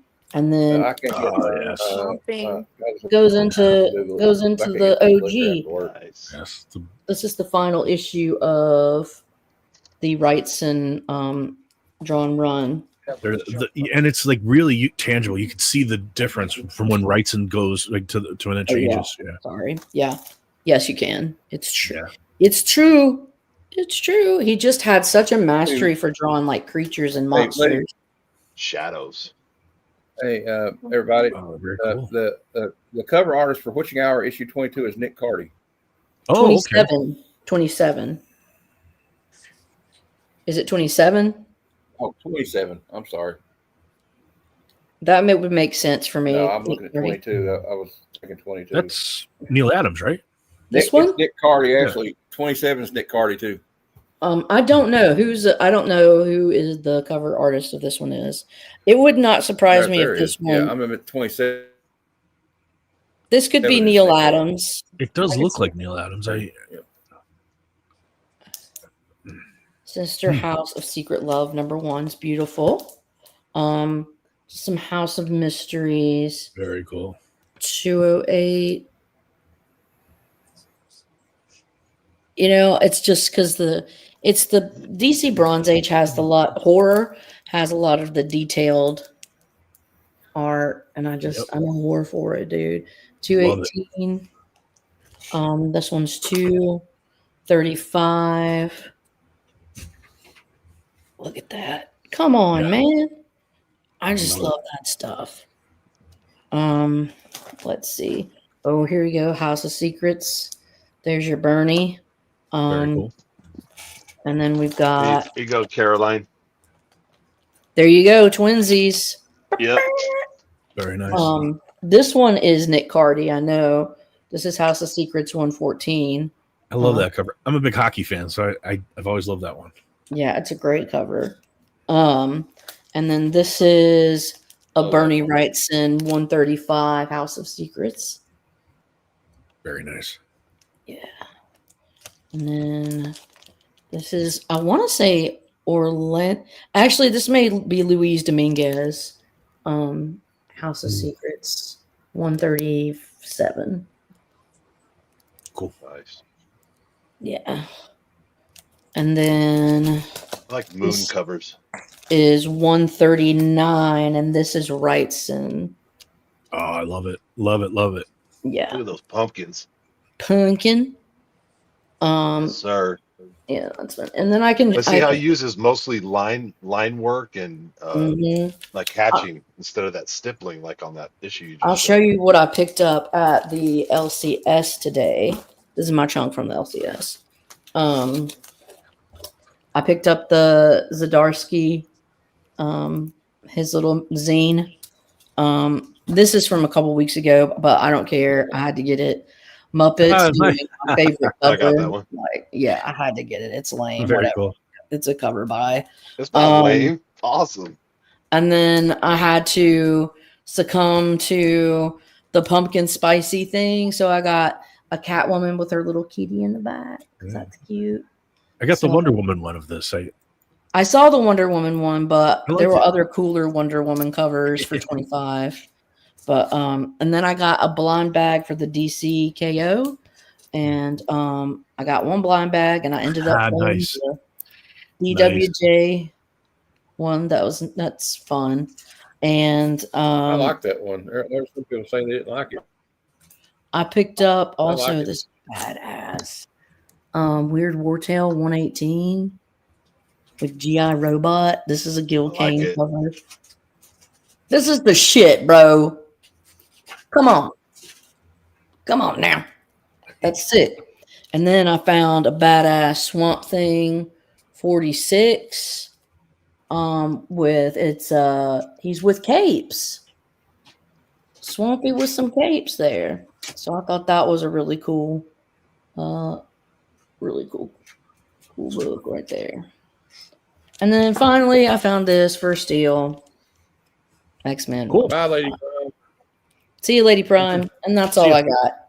That's all she wrote. I love the X-Men. Same girl. All right. Same. Well, after seeing all that, I was going to show you my new comics, but that feels pretty inadequate after that. But I'll show them anyway. No. Do it. Are you do kidding it. me? I went up I'll show after you what I Jonker. picked up He had a in the mail. crap ton of for beautiful my comicshop.com pre-order. If I can get my internet to work. My internet's giving me fits. I can't even move. There we go. If it goes out while I'm doing this, I apologize. Just the way it goes. No I picked these worries. up on Whatnot. I got the first appearance of Redcoat. Yep. 80-page giant Geiger #1. Yep. Thicky. Very cool. I just got this. It was $125. I got it for $1. So it's got Beta Ray Bill on it. This may be nice. like a hot take, but I like Beta Ray Bill more than I do Thor.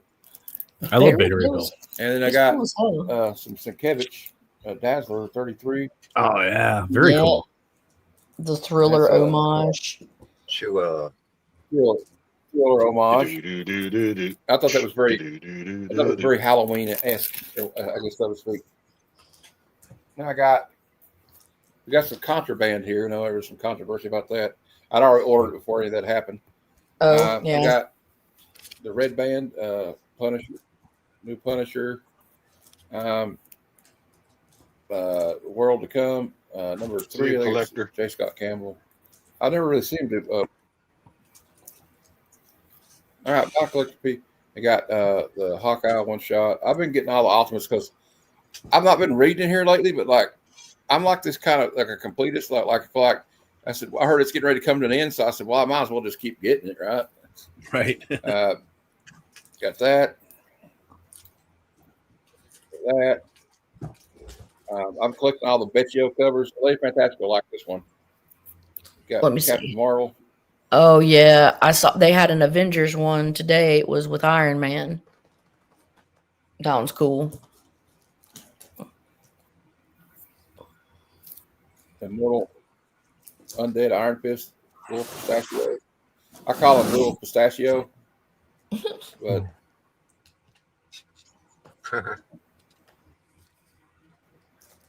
Very cool. is it Pistachio? I call him Pistachio. Will Pistachio. Sportatio. Pistachio. All right. Pistachio. All right.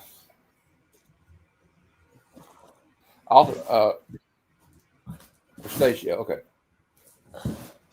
This is Ultimate 14. Very cool. I wouldn't have got it at 125. I would have got it at 125. I don't know if you saw it or not because it flipped out. Anyway, be able to run the show. I There got you the go, non-foil one. The DCKO. I'm really having a struggle here. I can't see anybody. I don't know if anybody can see me. My internet's really not doing great. Yeah, We can see you. It's kind of embarrassing. see you. To be honest.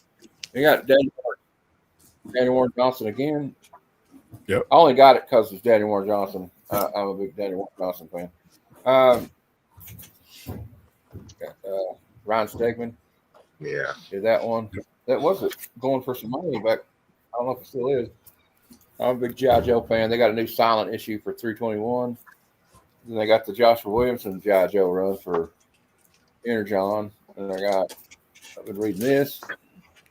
The Void Rivals. These are just like stuff I read. And I'm a big G.I. Joe. Like I said, we got Cold Slither, cover A. Yep. And cover B.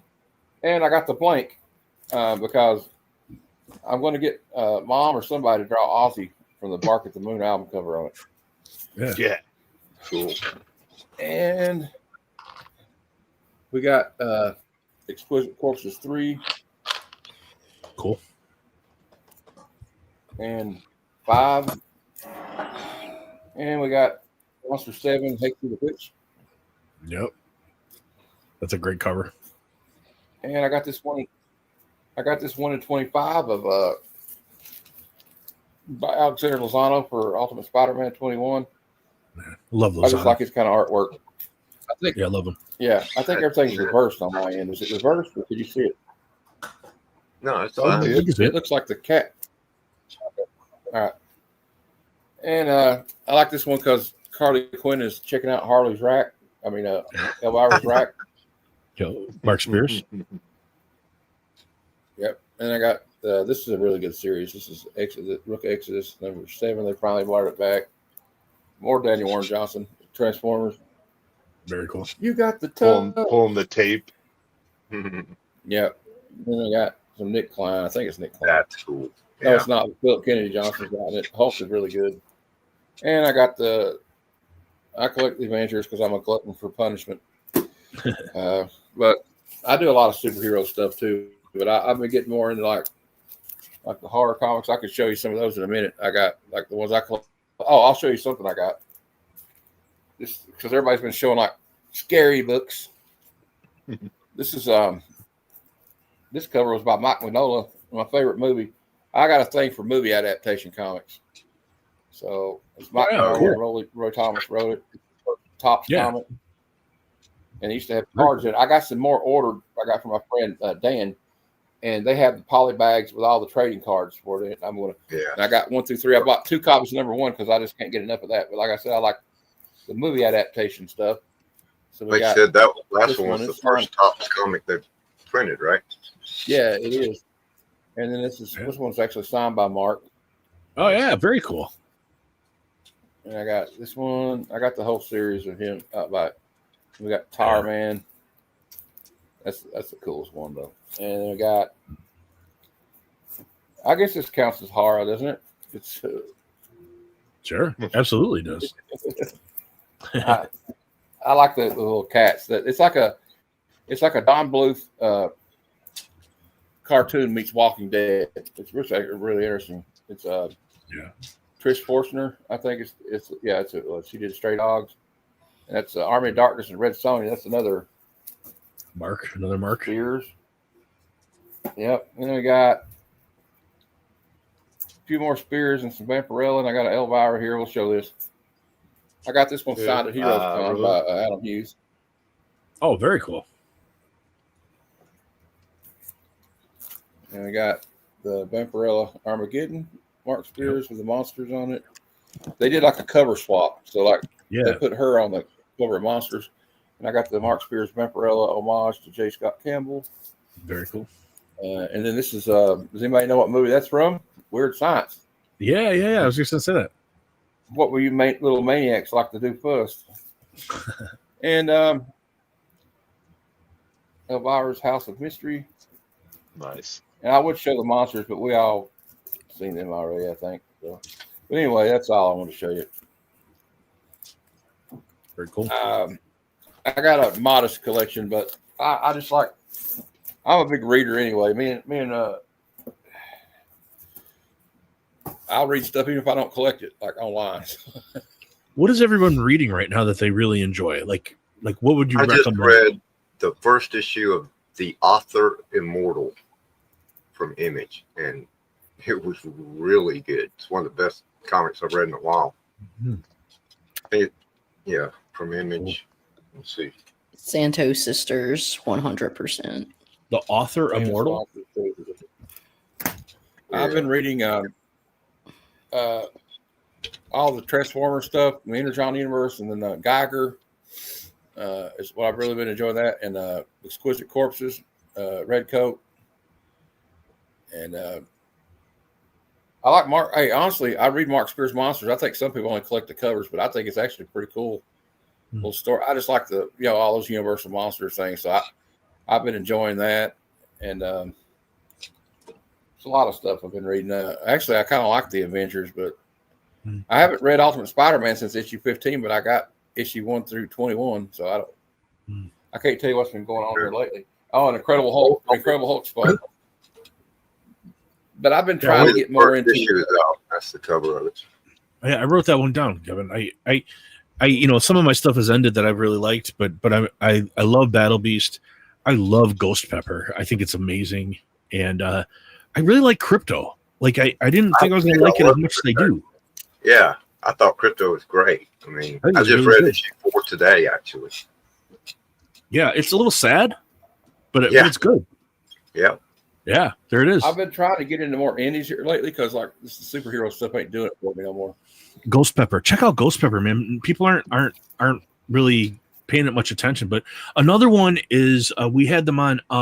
So it's the Steak, the new Steak series called Jessamy, and it's Kiss Kiss doing the covers, and it's David Byrne is the writer. We had them on the for an interview with Big Nasty and I. They were really good. Yeah, I'll check that one out, man. Yeah, it's not a superhero thing at all. It's a guy that's an author, and I don't know. It's hard to describe, but I've soured on superhero stuff recently, and there are a couple things that I picked up that I had hopes for. Like I picked up. Did you guys see the Last Day of H.P. Lovecraft? Yes. No, haven't seen that yet. Yeah. It's this is the Suspiria cover, but oh wow, that's cool. That's a Wrightson right there. That Wrightson print. That's Wrightson's Frankenstein's Laboratory. That's like very cool. That's I think his most popular. Amazing. Yeah. Yeah. That thing you can't. I mean, it looks amazing right there, but if you see it in person in a significant size, it's amazing. Just get lost in it. Yeah. You can get lost in it. Exactly. You just I don't know how to put it into words. I would love to own a big print of that. How do you get so much depth out of, detail, depth, shadows, textures? I think Up and Adam has a print. Yeah. I almost bought a signed print of that from a guy. This was a few months ago, but I was too broke, and he was going to sell it to me for $1,800. Oh wow! But I just didn't have the money. I got a lithograph. I've got a signed Frankenstein lithograph from Wrightson. It's and I got it for like really cheap on Comic Link. Well, relatively cheap. I mean, it wasn't pennies, but it wasn't thousands. It was like a couple $100 or something. Yeah. All right, dudes, I gotta bounce. Just wanted to swing by, say hey. You guys having a good evening, and take care. Tomorrow will be Friday. Later. It's coming. But these are a couple of the Suspiria. So this is the one I was talking about, the Last Day of H.P. Lovecraft, and like I love Suspiria, and it's all paintings that she does. It's in Mylar, so it's a little hard to see, but you can see it's like there's like monsters in the guts coming up to grab H.P. Lovecraft, and there's like it almost looks like charcoal a little bit. So that's the Last Day of H.P. Lovecraft. Yeah, the story's not very good. but the cover's great. And Right. another recent one that she did. She just did a new Something's Killing the Children, Some Suspiria cover. strange guy just entered the. Yeah. Ha ha ha. Hello. I just love Suspiria. What's up, gentlemen? Hey, Yo, Can't going? see me, but I got some stuff to show whenever Chonko's done because he always has fire.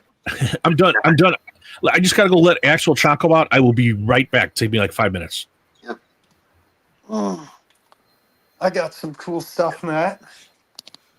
My buddy and I went out. It's Okay. as you guys know, my birthday's in 2 days, so he treated me. So we went to the comic shop, and I actually got one of the Mark Spears. It was the last one off the shelf. I was Have you opened it? oh, You got the You gonna I'll last. crack it? probably open it. I'll probably open it here, and then I got Rogue Storm because John and I are going to be reviewing that on Monday. Well, FOMO is real. Mhm. Okay. I You guys fell wanna to it. See what he actually gave me.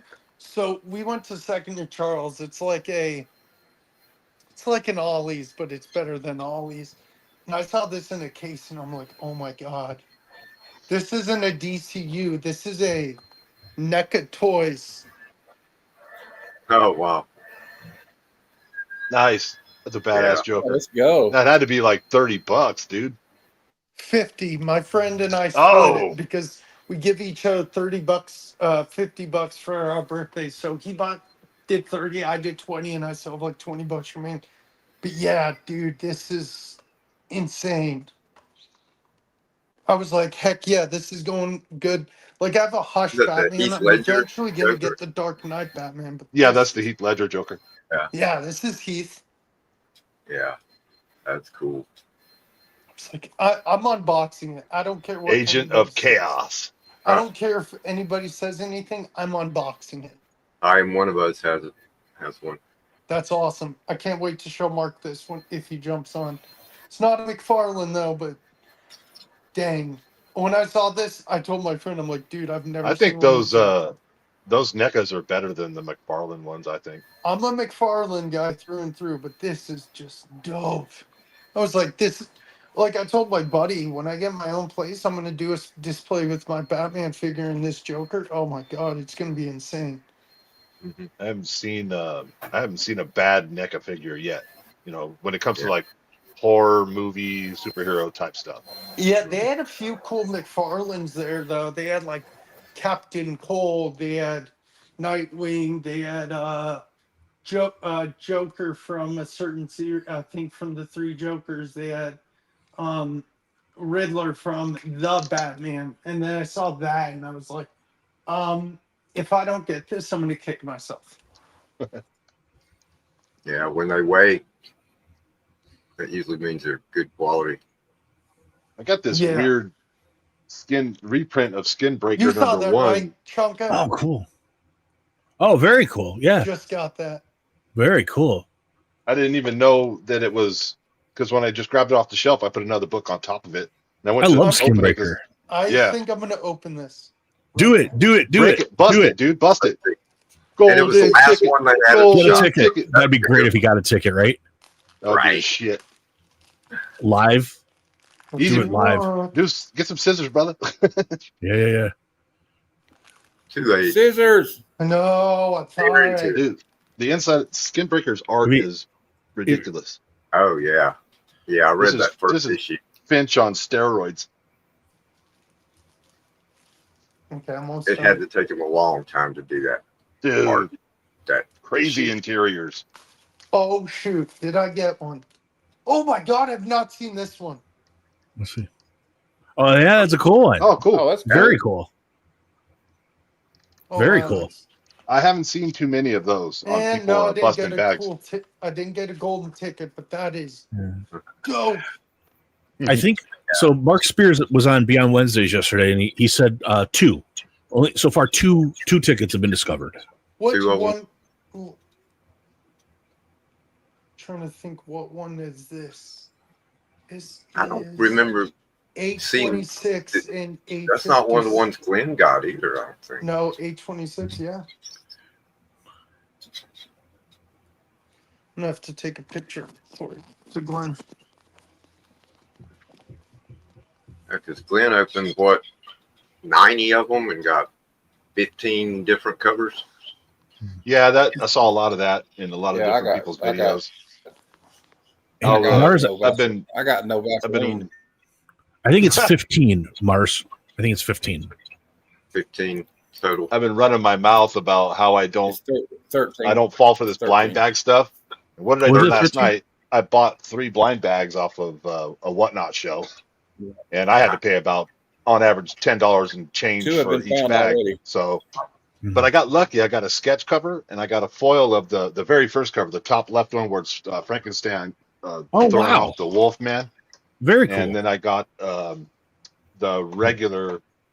I don't know what the cover you call it, the stock cover of the girl in the goggles with the shark coming. Those are all good ones. You got good hits. I got lucky for buying just 3 bags. You know, Right. I bought a bunch of them, but I bought them all off Golden Apple Comics, and I was like, man, I wrote to them. I was like, hey guys, I'm normally really patient with these orders, but I don't want to be ordering. I don't want to open Halloween packs in November. So can you guys get these to us? And they released like some snarky message on their Instagram today. Hey guys, we don't have a teleporter to get these to you. I'm like, yeah, go fuck yourself. Wow. Right. Wow. That was a little uncalled for. Yeah. And yeah, I won't be ordering in the future. I don't doubt it. I wouldn't either. Yeah.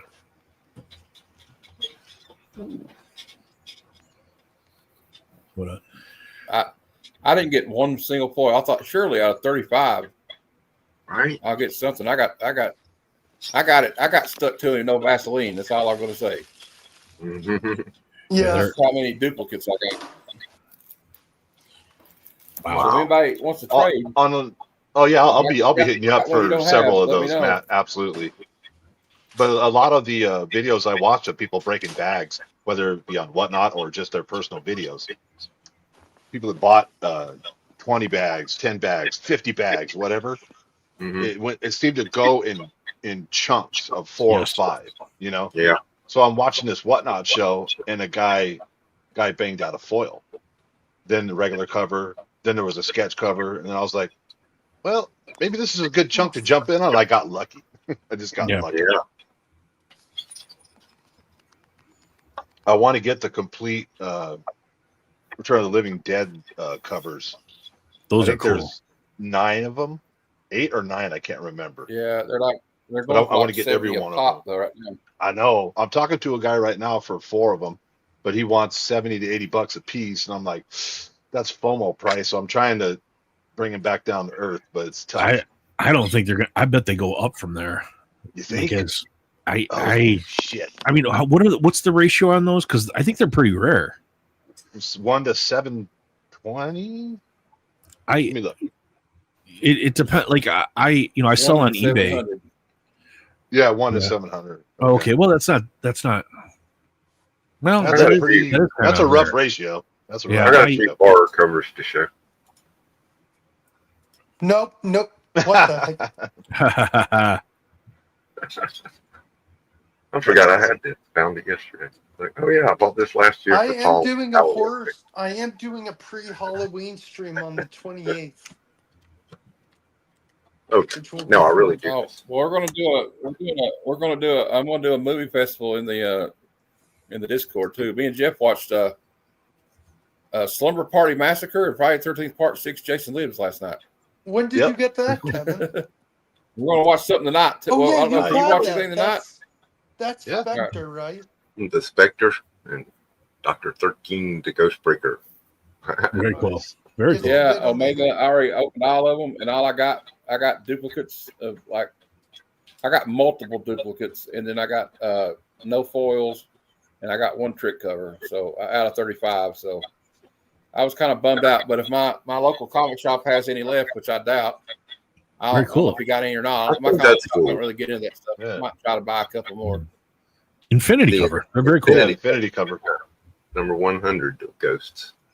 Yeah. It's Rogue Storm cover. very undervalued, I'd say. Oh, this is Humberto. Just like a lot of these Charleston's are.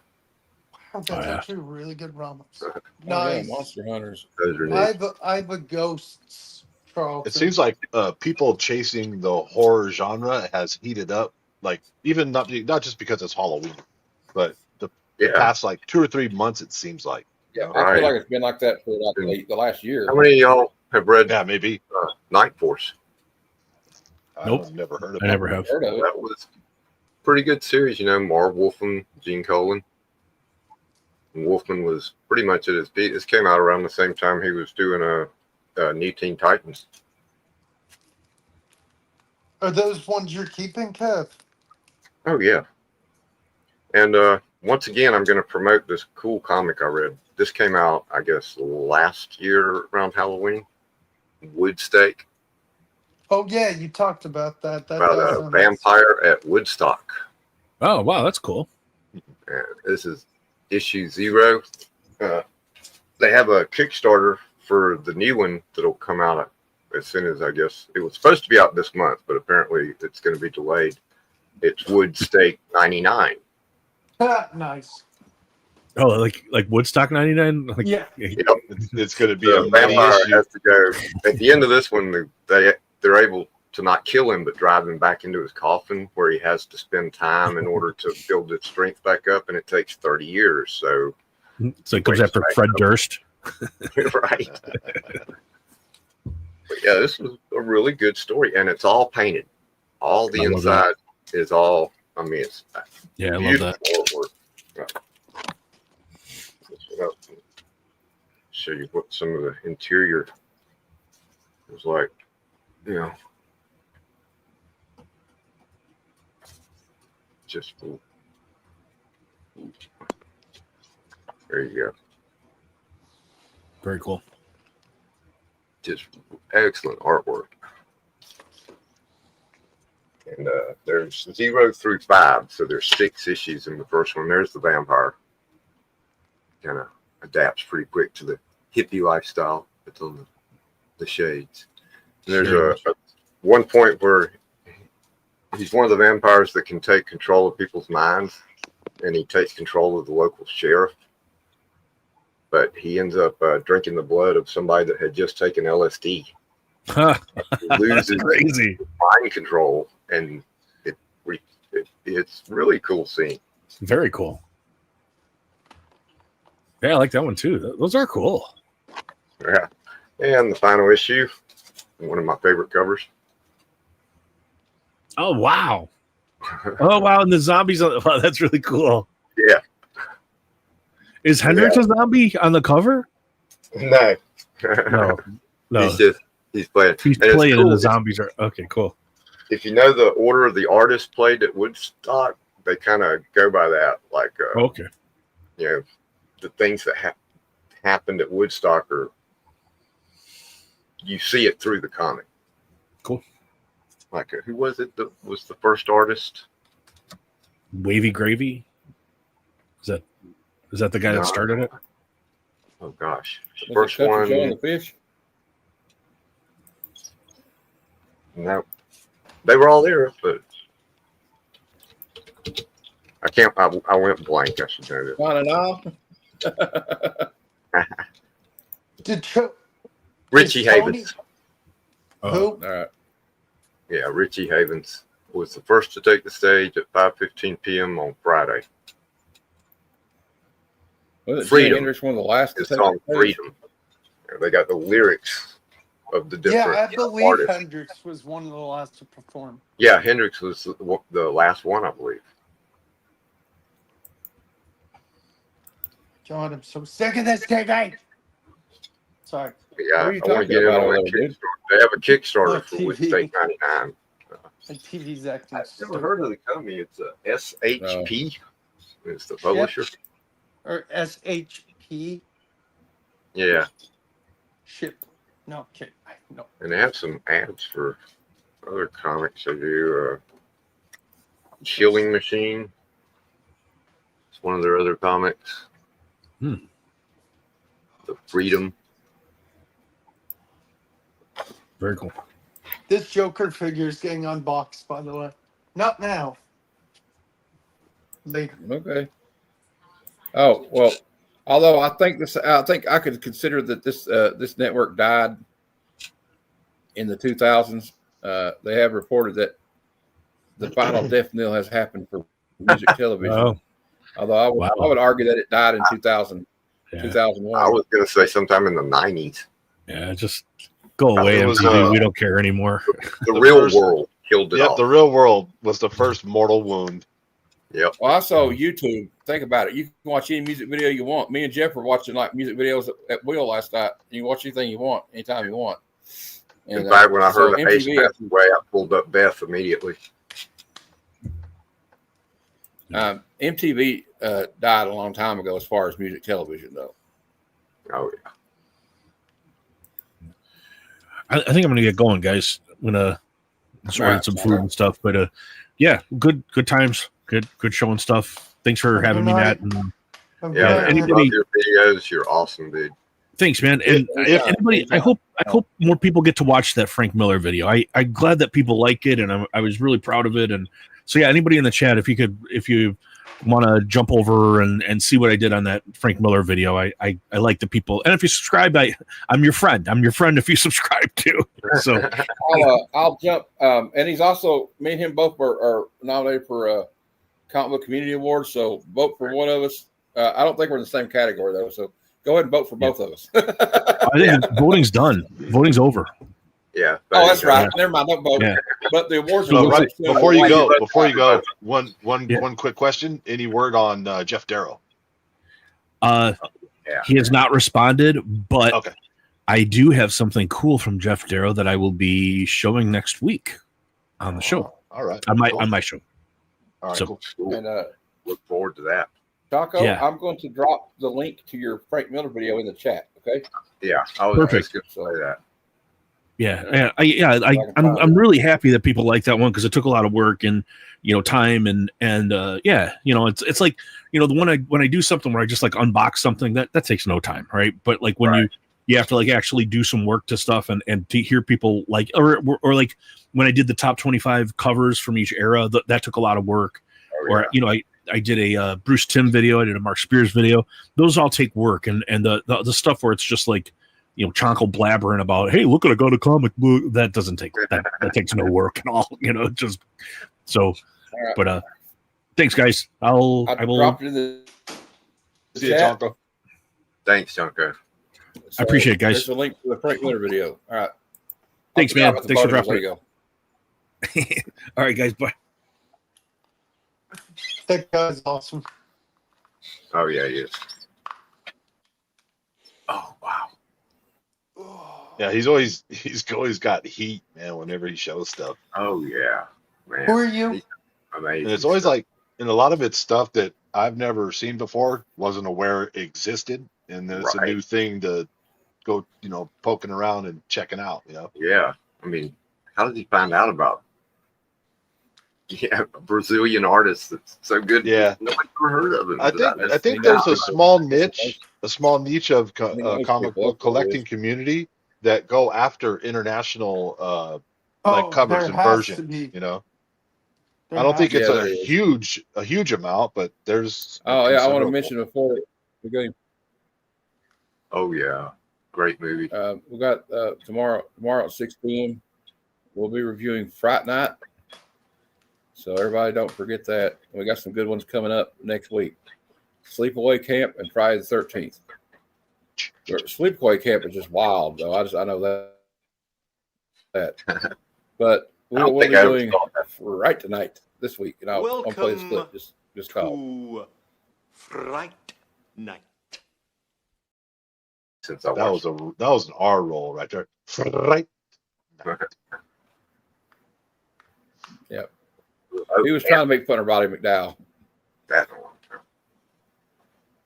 one. That's a big ass remote. Yeah, it is. That's like the biggest remote control I've ever seen in my life. That's a like a remote 2000. And I always like 2007. He pulls out the cross on Chris Sarandon, the vampire, and he goes, "You have to have faith for that to work." You have to have faith for that to work, Mr. Vincent. Remember?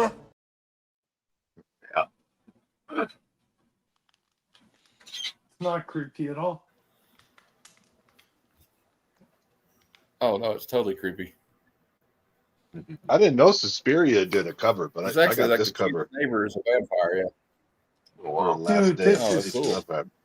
What is going on with this mode? Oh, I meant to ask Jocko if he's actually read all those books that he has. The Oh, I Slab bet he has. Which ones? the ones he had, the I'd be old afraid to touch Slab it, but horror comics he was showing. to be honest with you, Has Oh. he actually read the stories in it's them? damn old. I don't know. I'm guessing probably not all of them. Right. I'm sure you could access them online somehow, but That's what I'm wondering if they're on that Hold on. site I use. I'll be back. Batteries. I'm sure some of the, probably all the EC ones are. yeah. But I don't know. It'd be kind of expensive, I think, for some of those books he has slabbed to have Well, there's so them. many reprints of them Yeah. and collections and stuff of the EC stuff. But Yeah. some of the other stuff he had, yeah, those maybe not. Yeah, it'd be Harry That- says, that- nah, I don't read most of those. Many of those stories are not so great. It's the art, it's the art, yeah. cover art. Oh, So, hey, Bruce. I love this time of year. The heat goes away. Start to get a little bit of rain and some color. And Halloween.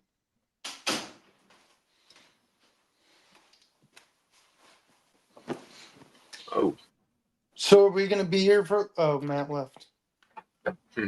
He's having trouble with his internet. It kind of it shut down on him, so he was trying to run it through hotspot on his phone, which that must be. I don't know if you could really. I don't know how StreamYard would react to that. Finally, this remote's working. Oh, What are you trying to watch? baseball. baseball. Dodgers won. What? Dodgers won. No, he didn't. You serious? Sure. Dang it! They did. Mhm. Jeff didn't know. He was just messing with you. But they did. That series is over with. That series is done. I believe so, Toronto. Megan. Oh. Yeah, I'm gonna post this for Figgy Friday, and then this sucker's game opens. Just having a Halloween show. Who is? Will is. Oh. I am the 28th. Yeah, I'm opening this sucker. I got something that Glenn sent me in the group chat. I want to show you guys. This is from the con. I guess it's Punisher Rider inserter table. Oh, all right. Cool. Cool.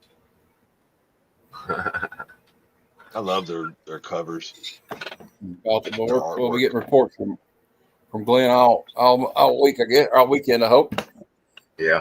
I bet. Yeah, he's gonna. Yeah, I hope so too. From We're Flat gonna Earth be Santa. going for Matt. We're gonna be going for a little while more.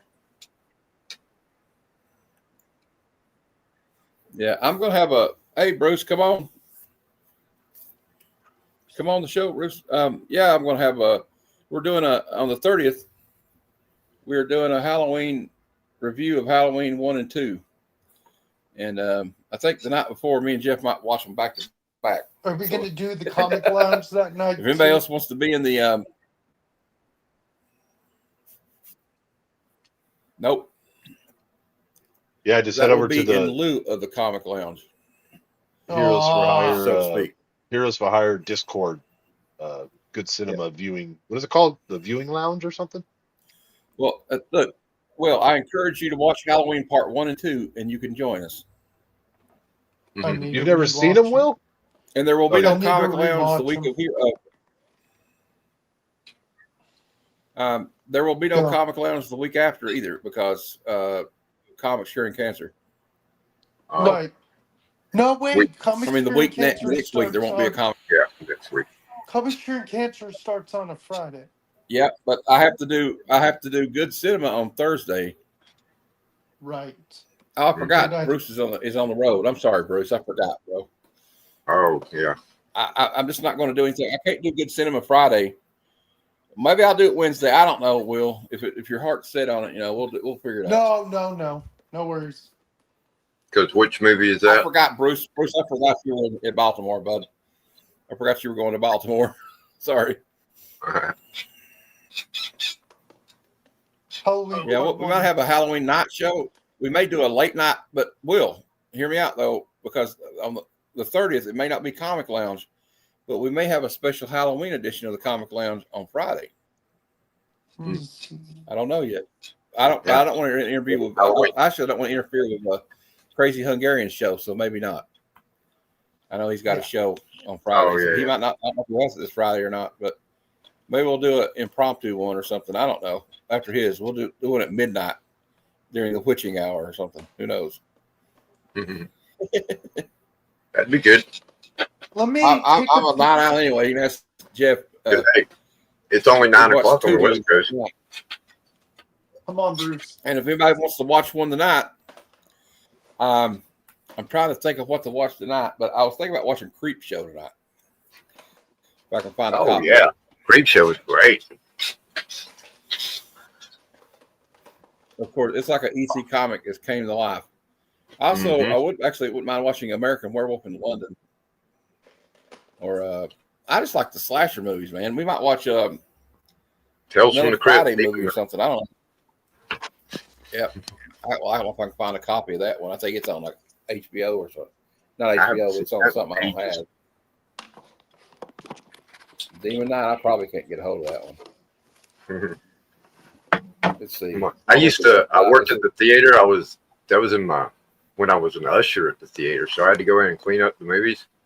And I'd be waiting because remember what the final song while the credits rolled on Demon Knight was.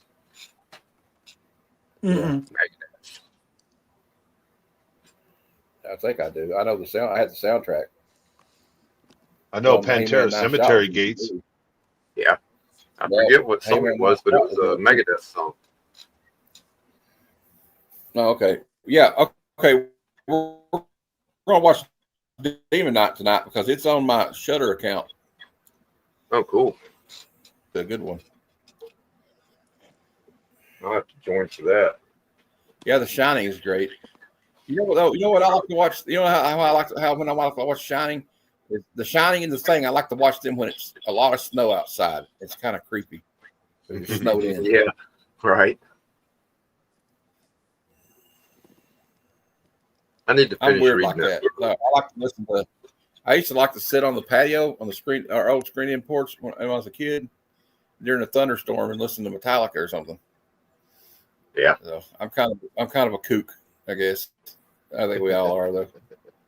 Oh yeah.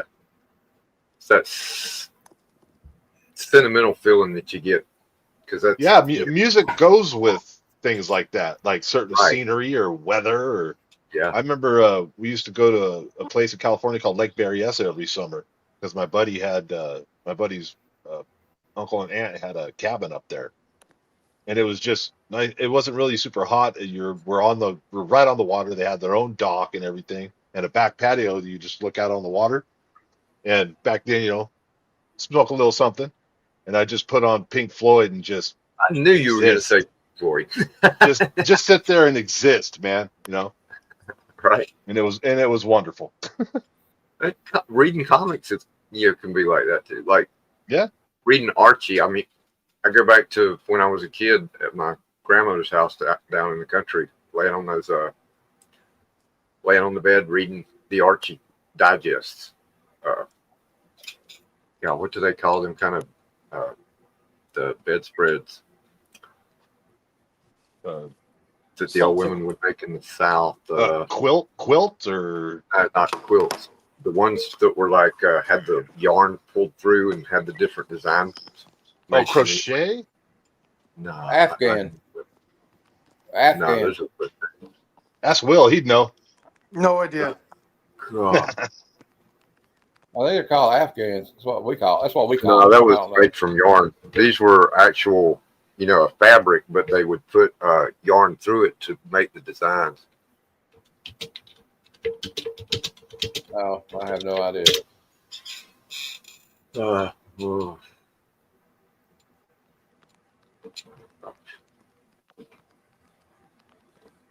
Oh, that's the foil one. Yeah. Yeah. It's when you go through here and look at all the comics you just got out of those blind bags ain't worth a damn thing. Except cover price. Why did we do that?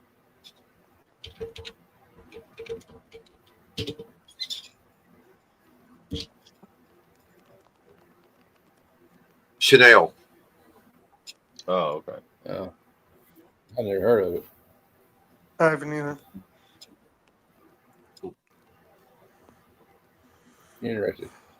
Okay, I took Hey, a picture the of werewolf one I got. took a Produced picture. heavily in Northwest Georgia, so that would explain. I took a picture of the Joker. It's now time to open that sucker up.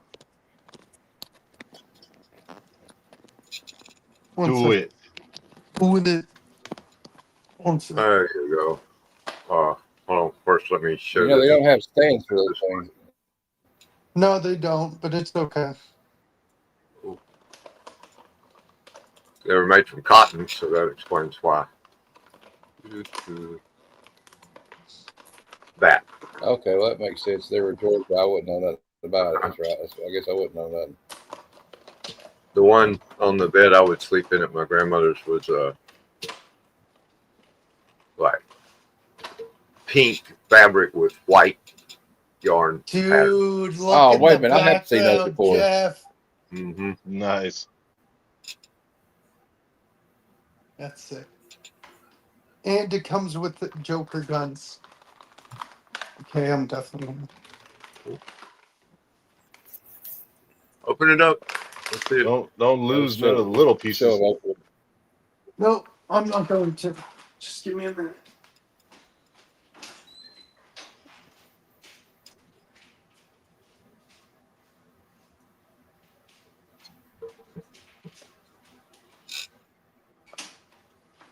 They sell them at Bed Bath & Beyond for $75. Made in China. Probably, yeah. But you would see them. You could on the highways. They would be selling them. Your own driving down the highway. You'd see them hanging on the side of the road. The old women that made them selling them. Oh God, it was so flimsy that the arm basically the arm came off. Jeez. I'm gonna have to, yeah, I'm gonna have to tape the arm. It came You off. can't pop it back in? Nope. You can't pop it back in? Nope.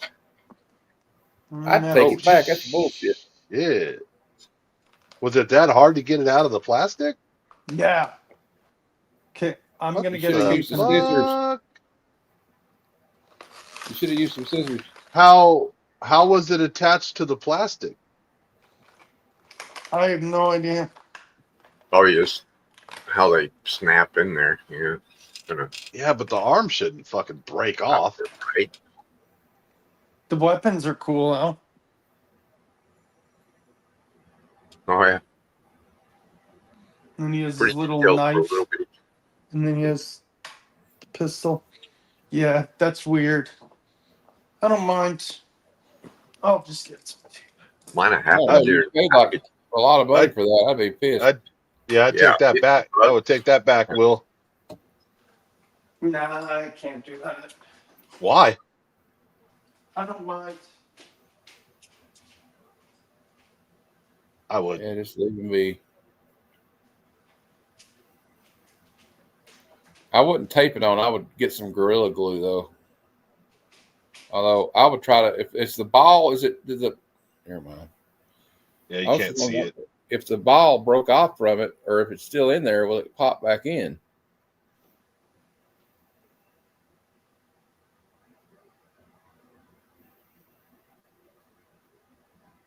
He won't listen to me anyway.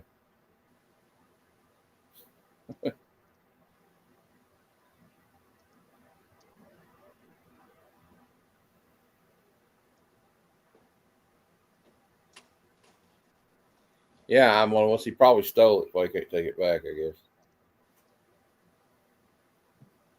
I'm just kidding. I would 100% take it back.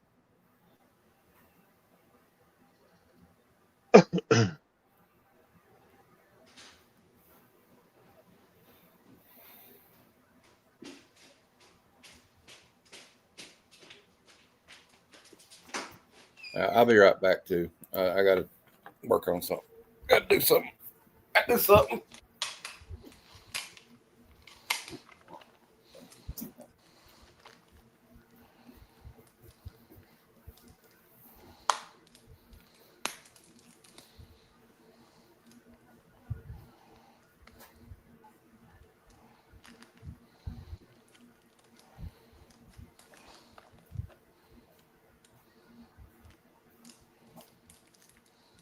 Probably because y'all made the shit up.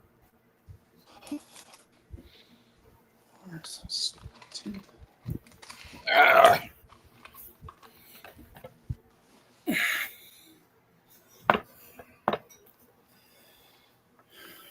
Swap the slave. All right, thanks, Mom.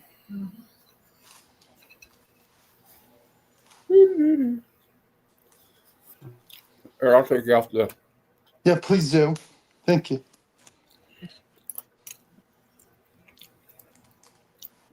I forgot about it.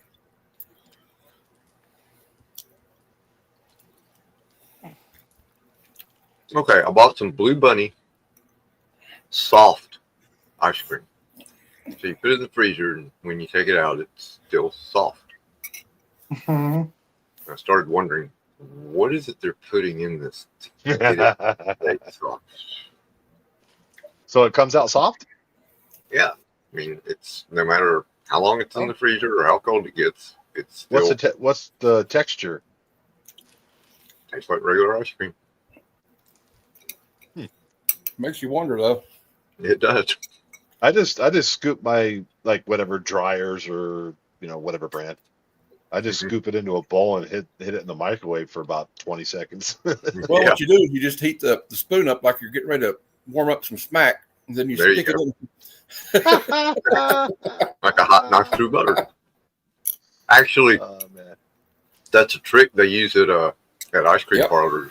The scoop, metal scoop, and hot water. Hot water. Yep. Yeah. I don't know if you guys have Cold Stone Creameries on the East We Coast, do. but yeah, ooh, that's some good shit right Man. there. Oh, seriously. the Oreo cookie cream.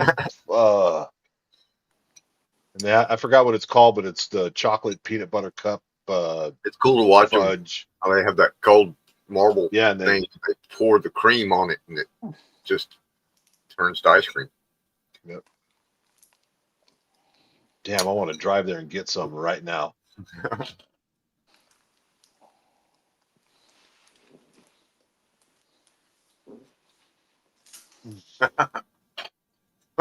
Well, now I didn't read this yet, but Chonko said the story isn't good, so now I'm going to read it anyway. But I'm kind of sad. I'm like, oh man.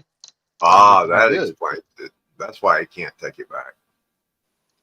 No, it's Right, exactly. The old 5-finger discount. Now Will wouldn't do that. He's a good guy. He wouldn't do that. Yeah, I don't know about that. He's Yeah, like, uh-oh. I'm Sorry for the pissed. vacuuming. It's a busy house today.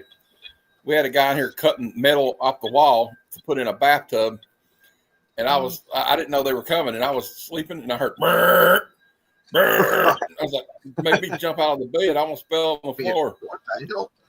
I've been reading all these horror comics, and you wake up to that, right? the art's pretty Yeah. cool in it. I came out with a knife in one hand and the Glock in the other.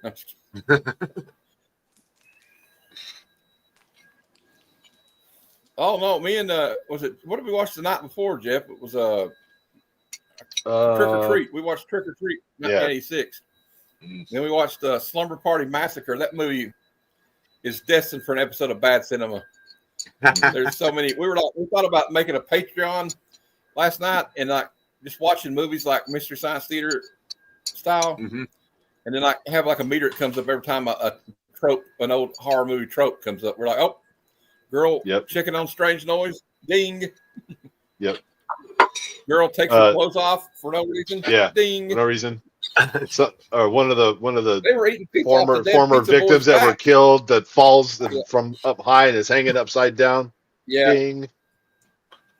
Well, I don't know what movie it was, but one of the mysteries, I always remember this. One of the Mystery Science Theaters, there was a part where the girl took off her top, and rather than censor it, Joel stands up and opens an umbrella.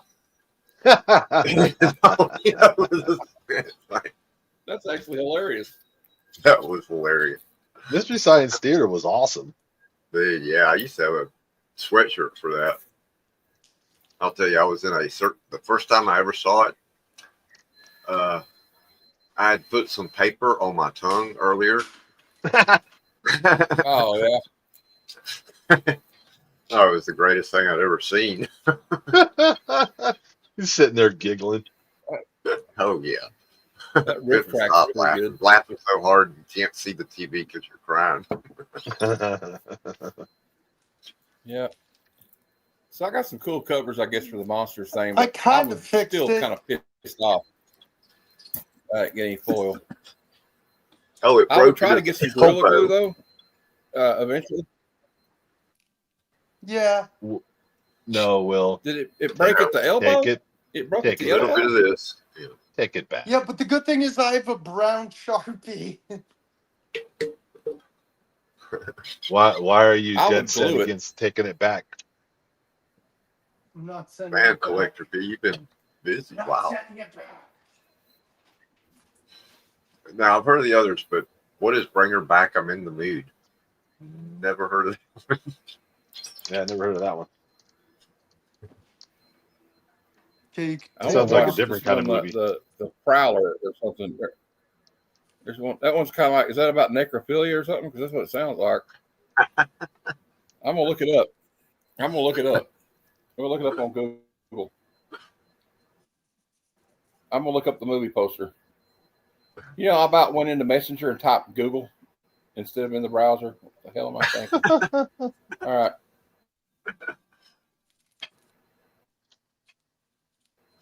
So far behind on Bring me. her back. I'm not in the mood to hear that bitching.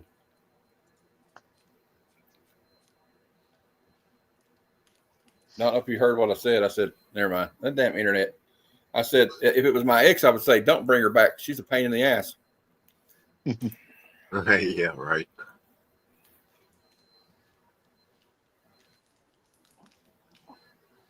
Yeah, it broke at the elbow, but I'll be able to fix it.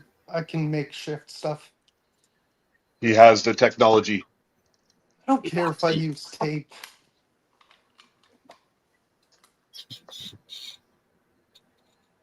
I Okay, got it's a some of newer that. movie. Okay. Hey, what's up, Tony? Psychological horror movie. There it is. That's Hey, the Tony. stuff right There's there. Tony. What Matt was talking about. Gorilla Glue, Really yeah. super glue gel. Yes, Gorilla Glue will work like a charm. That's what I used to fix my glasses when they. But the good Oh, thing fuck. is, I did less tape, and it still looks fine. Looks amazing, Tony, though. Look at what's the up? skull. Look at that. That is so Heath Ledger. Perfect. Hop on if you feel like it. Ooh. He said he was going to earlier. I don't know if we were still on. He was at his mom's house eating dinner with him. Family comes first. Absolutely. Yeah, this sculpt is amazing. Yeah. I'm happy I bought it. No regrets. Besides snapping a little bit, but that's another story. Yeah. Yeah, that comic I was talking about, I'm the sorry. Image, the Author Immortal. Man, they take some shots at J.K. Rowling. Oh boy. That would piss me off. Who? J.K. Rowling? J.K. Rowling. Oh yeah. I don't like her What anyway. do you? She's What are like you talking about, kind of Kevin? weird. that I'm that not comic, a The big fan of Author hers. Immortal. The Oh, guy yeah. that's the main character in it. There's Tony. He gets hired be by honest. a female We'll talk writer Neil Gaiman. of a children's series that has been canceled because of things she said about, same things Prowlish said. And it just so happens that author's daughter is a lesbian. Well, you know what? I don't like her anyway because whether you agree with what she says or not, I don't really give a shit what a writer has to say about it. And the truth be told, Neil Gaiman should be been suing her for ripping him off. Yeah. Yeah, well, you know what he said about it was she pulled from the same stuff he pulled from. They both ripped off British mythology, but I wonder if she got the idea organically though, or if he did. I think he did. He kind of put it all together. I think she just ripped him off. But yeah, seriously, Books of Magic. You look at the kid in Books of Magic. That's Harry Potter, dude. Harry Potter.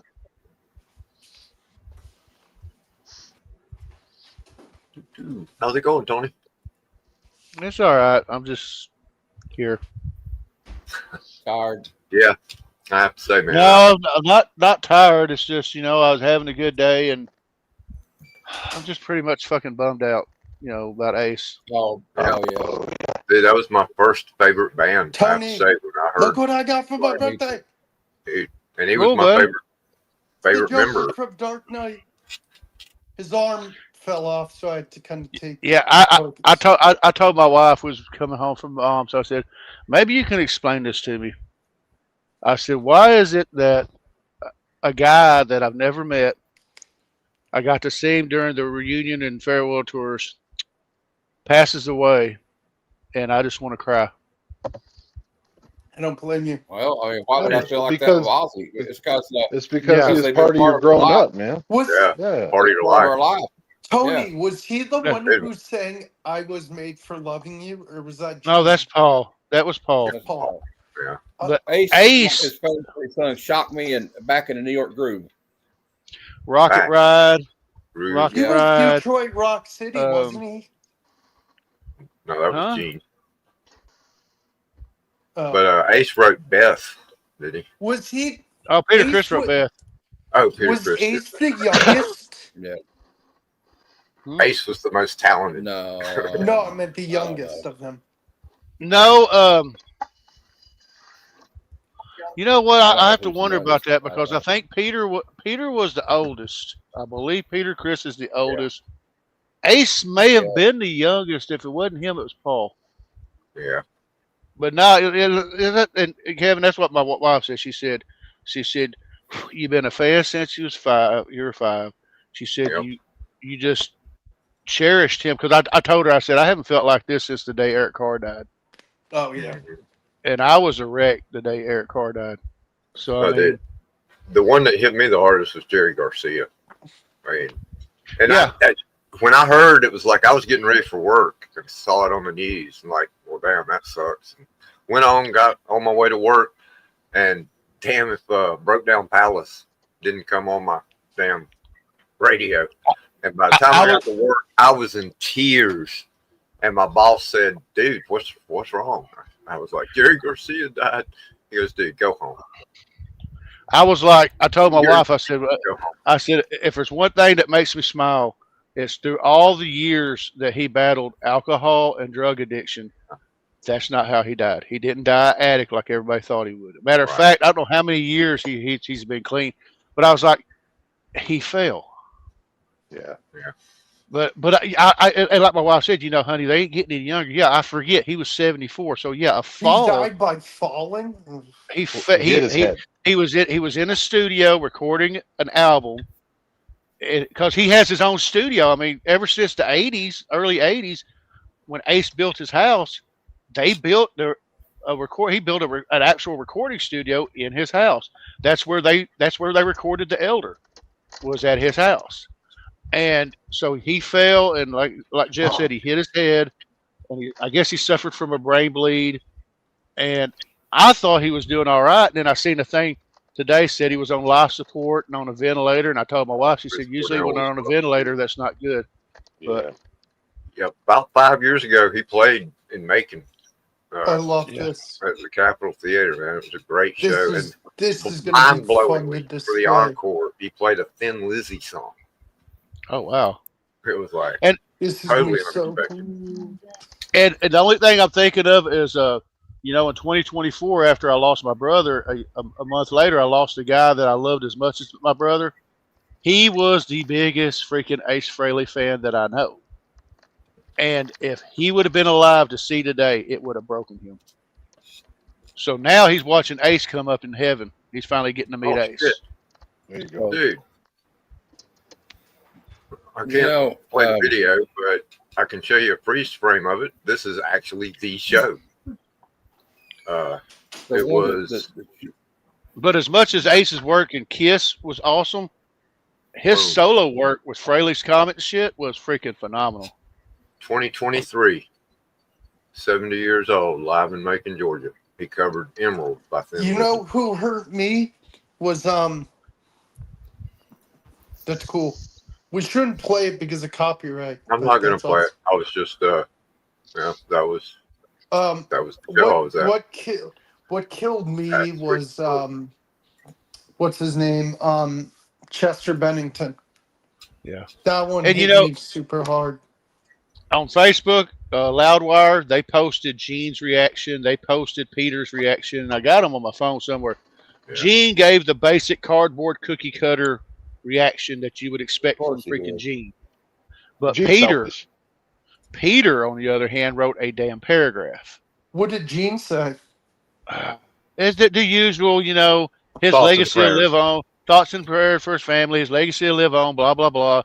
Knowing that some of the callous shit that he said about Ace, still Right. calling him a junkie and everything, I could give a damn less what he's, you know, but Peter's is different. Peter and Ace were best friends. They were still best friends. They were hung out. He lost it. He said, I lost my brother. Yeah. So, I mean, I wanted to read this. Hold on, I want to read this. This shows you the influence he had on musicians of all ages. What's the page called? Sorry, Tony. Hold on What's now. the Hold page? on now. I'm talking. Please. yeah. Let Matt.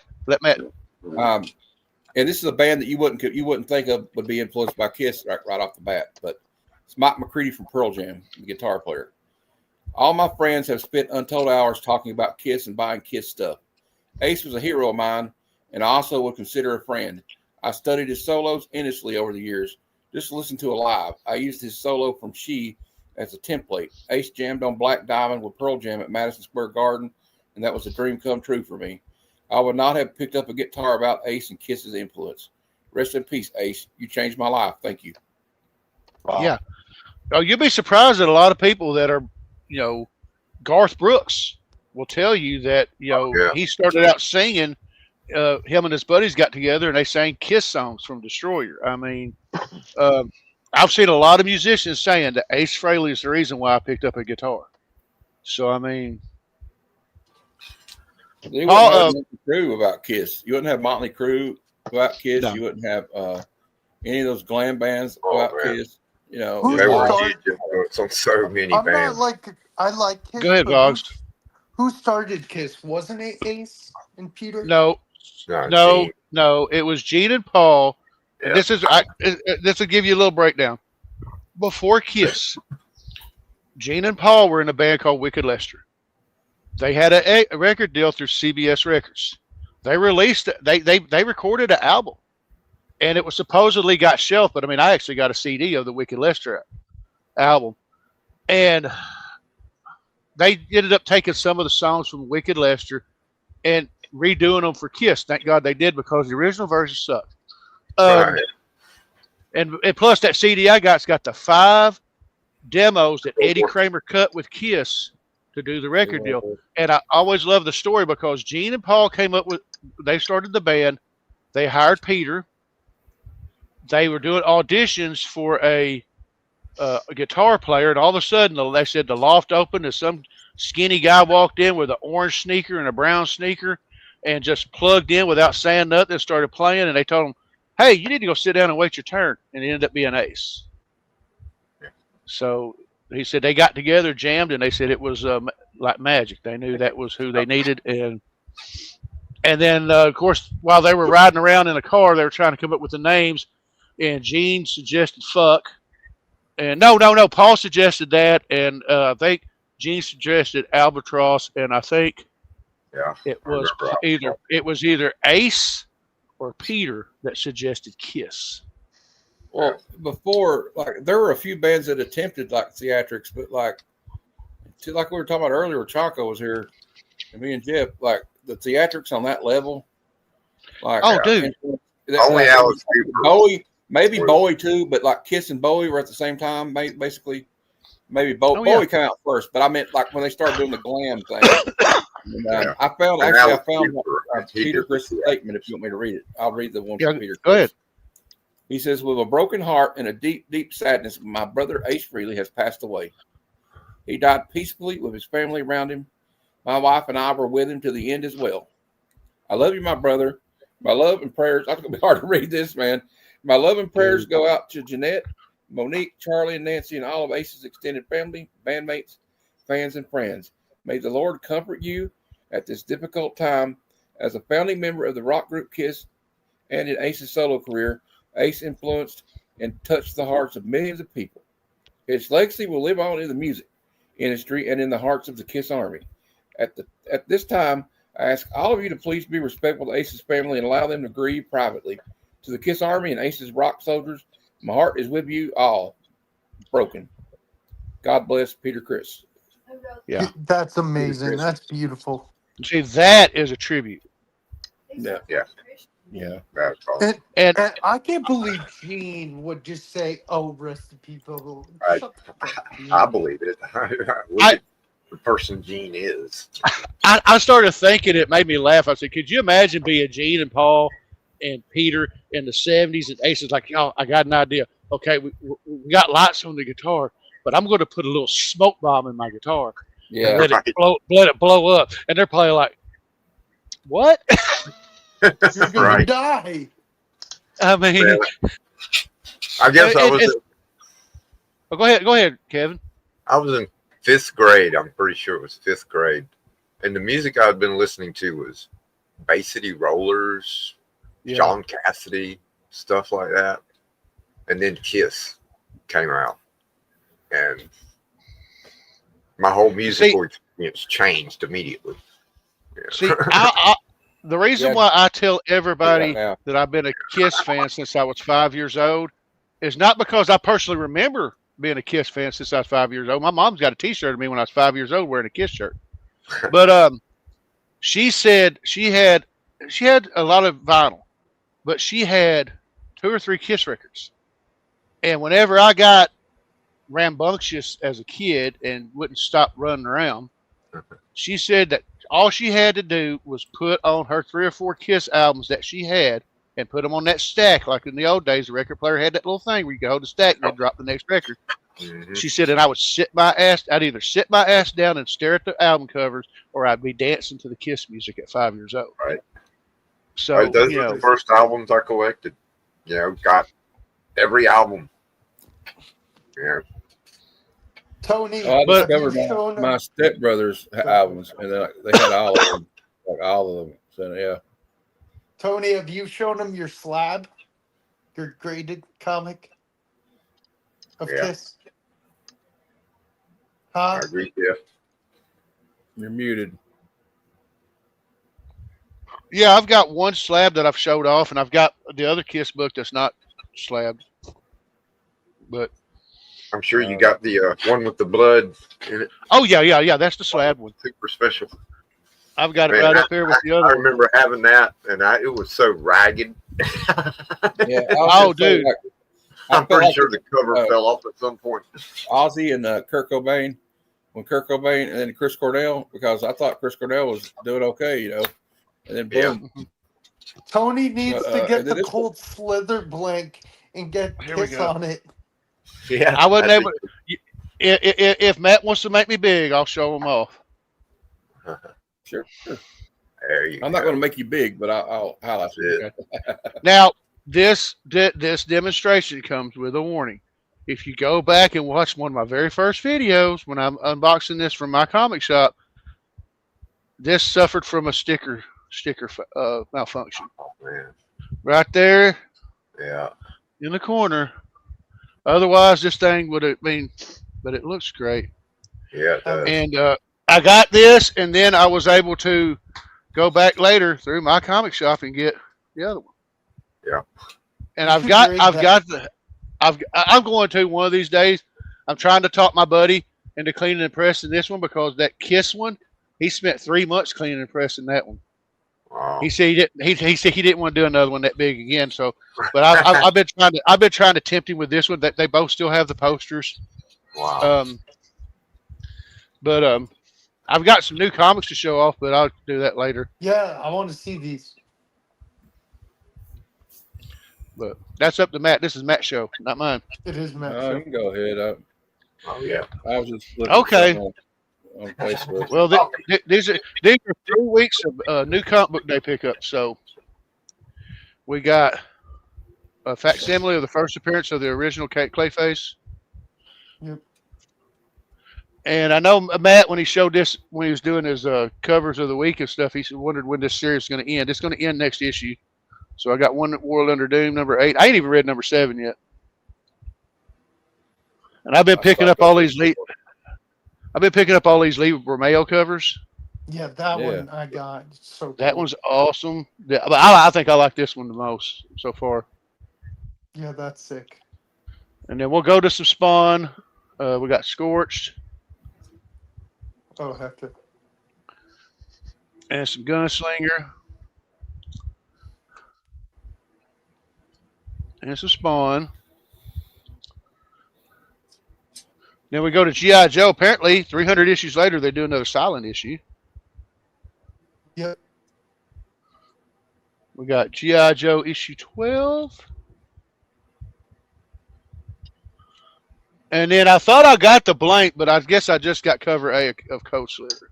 So I guess I missed getting the blank. I thought I'd ordered it, but I didn't. But you had a good idea, Vogs. If I could get a blank and have Kiss on there, it'd be awesome. I got the same Optimus. Transformers 25. Of course, I got the Daniel Warren Johnson as well. Yeah, that's a cool cover.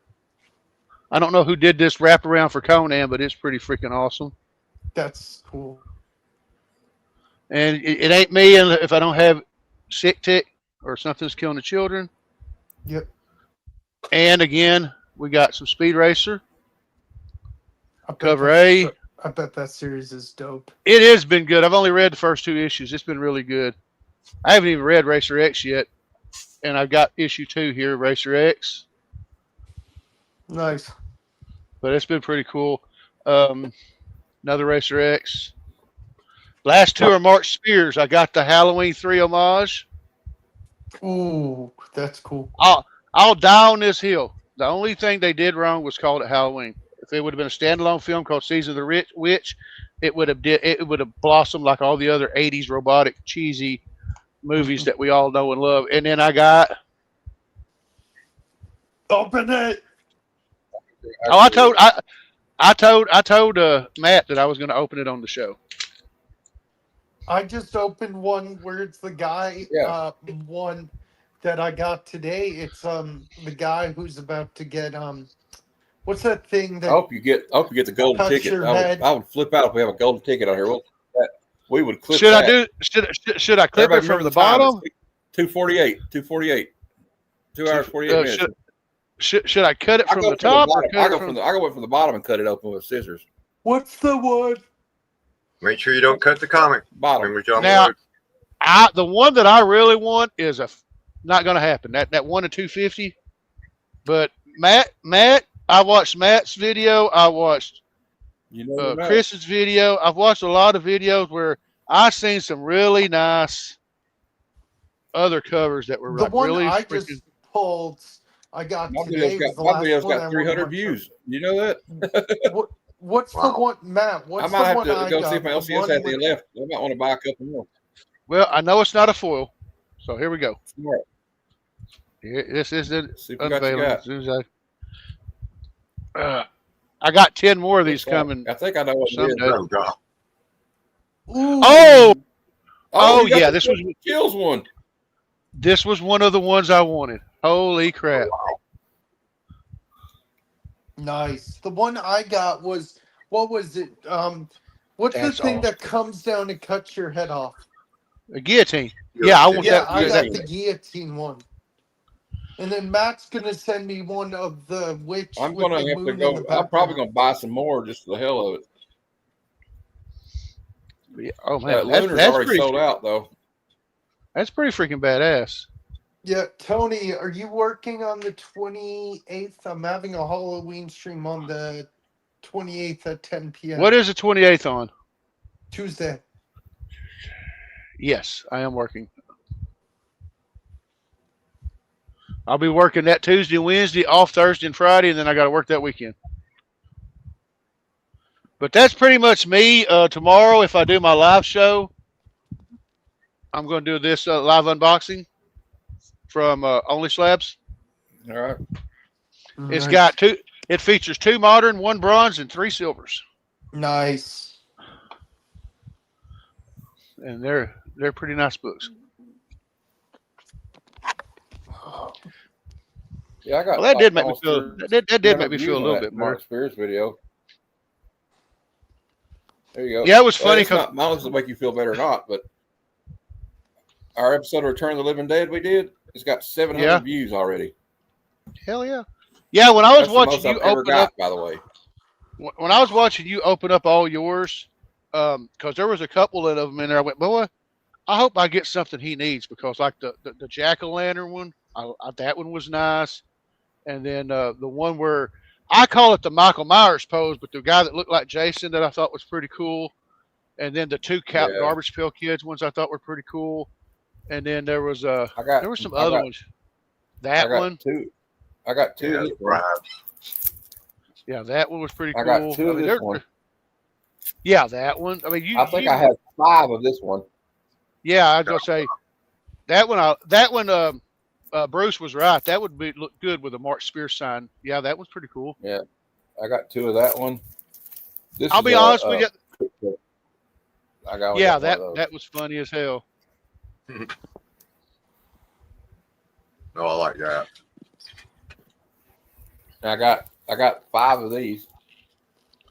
Yeah, that was another one that I want. Is that one? Yeah, and I want these. one of those. Yeah. You know which one I want, Matt. Well, I'll sell it to you. Got 4 of these. I got 1 of these. Like I don't know. I'm just kidding. Got 4 of these. That was another one I like. I got 2 of these. I got 1 of these. 1 of these, cool. And then I only got 1 of these. So the rest of them, I was just, I'm not gonna lie, I was a little bit disappointed that I got this many duplicates out of 35, but whatever. Live, you learn. It may be kind of soured me on the blind bags, but now I'm gonna have to buy some more. Now I guess I'm gonna waste my time because I didn't even open the book up. Oh yeah, you need to look at it. I had to look through all mine. It was tedious. I looked at them later. They're all the same comic though, right? Just different colors. Yeah, it's just a different cover. No golden ticket. Too bad. You did get a but cool cover though. Let's be honest. I told my wife, I said, I was explaining it to my wife and my mom when we was having supper. And I said, let me explain this to you. I said, there's 13 golden tickets like Willy Wonka. I said, in 350,000 comics, I was like, I'd have better odds winning the Powerball. Where'd everybody go? I don't know where they went, but I'm here. I'm still here. And tomorrow, I'm still here, Waffle.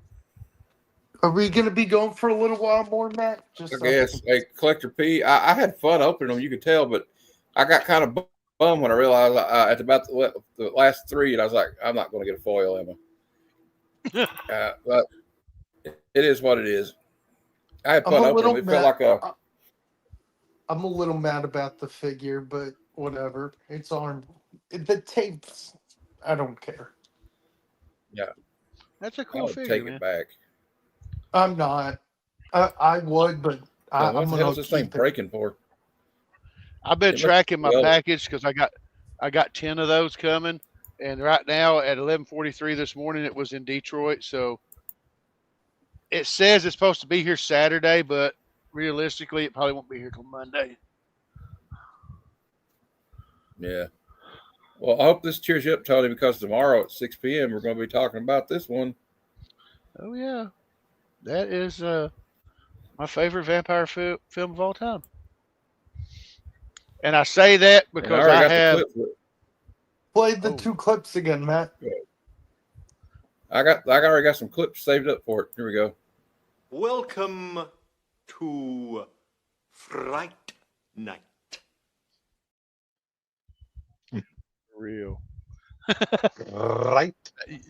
You got to have that one. Oh, and Tony, I have to make this announcement too.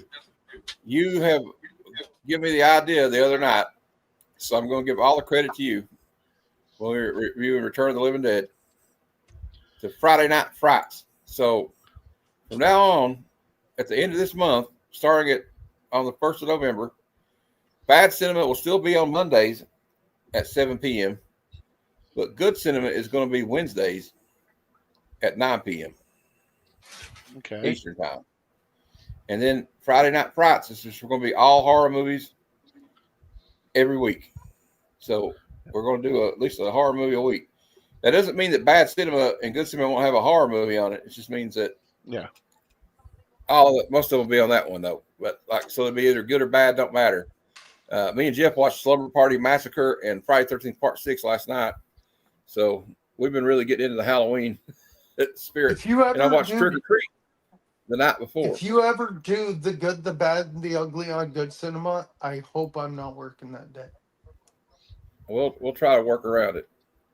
Collector P said he got 1 foil and 1 glow in the dark variant and 4 Trick or Treat variants. Man, that's crazy. I got the shaft on mine and I got 35.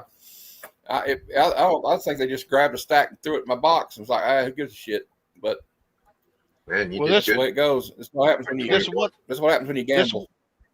Yeah, this one I picked up today was an impulse. I was getting ready to leave to go to town, and I was looking at my LCS on their Facebook on their Facebook page, and they had a picture of the blind bag, and it said we only got 5 left. So I'm reading the comments. I seen one that said I want one. I want one. I put in there, I'll take one if you got them, because they were doing limit 1 per customer, and I was like, wow, it's a good. I was like, okay. So I walked in, and of course, sure enough, they had one in my file. So, but I already pre-ordered 5 of the. It used to be Krampus, now they're calling it Winter Wonderland one through my LCS. But I'm also looking at getting another 10, probably either through my comic shop or maybe through, I don't know. I thought about getting 8 more to make it 13. You know. That would be fun. But this gives me hope, pulling out one of the ones I really wanted right off the bat. That makes me feel hopeful for the rest of them. Oh, I've been doing research on the movie Trick or Treat after me and Jeff watched it, and because I hadn't seen it in a long time. Mm-hmm. And King of Earth should get them from Midtown or 4112 Comics. Okay. We lost somebody. Jeff's gone. Kevin's gone. I'm still here. But I was doing research on the film. I didn't realize that Blackie Lawless wanted to play the part. Yep. I think there was a scheduling conflict or something. At first. I forgot why he didn't do it. Plays. And it's funny because. And also. Yeah. No, I was just going to say Tony Fields. I did some research on him, and he was like a dancer by trade. He was like a really good dancer. He was like a solid gold dancer, and he was in the Michael Jackson Thriller and Beat It video. He was also in a chorus line. Yeah, and he was in a chorus line on Broadway, not off Broadway.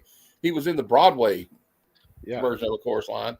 And he was also a backup dancer for Debbie Reynolds in Las Vegas.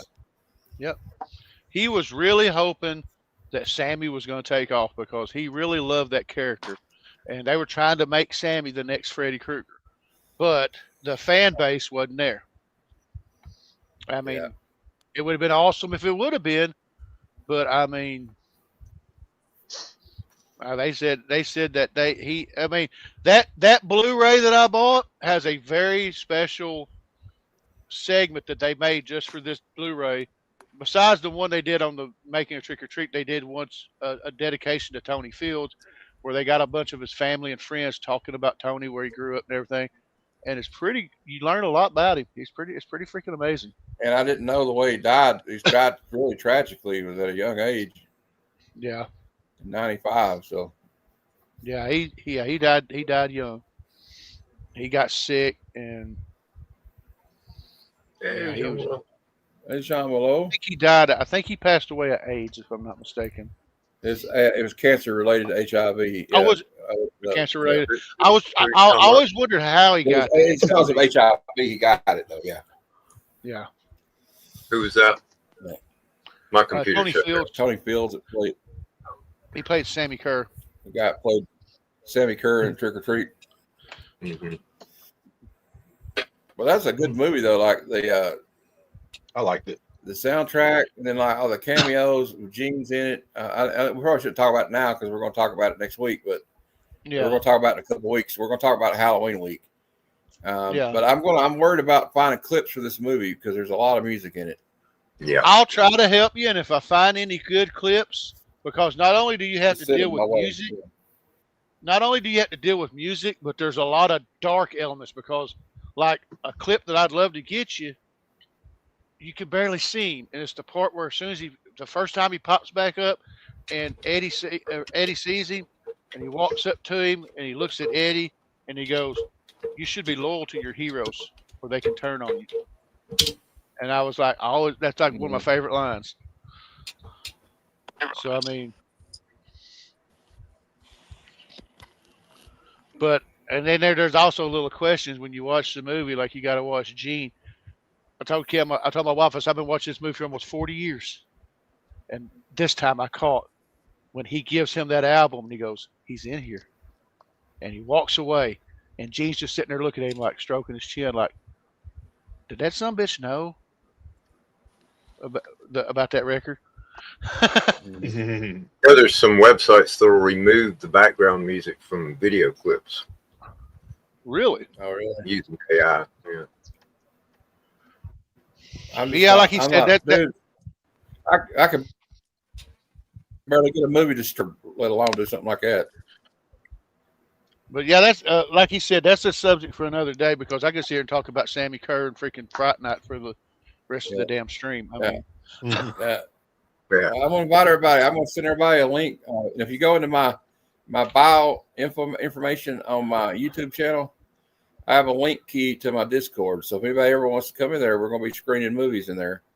I guess don't tell nobody. If there's 5 people watching, you don't tell nobody, will you? Wink. Anyway. No. But I got a buddy that I think it's okay as long as you're doing it locally. I got a buddy that streams horror movies through Facebook for using something called SciTube.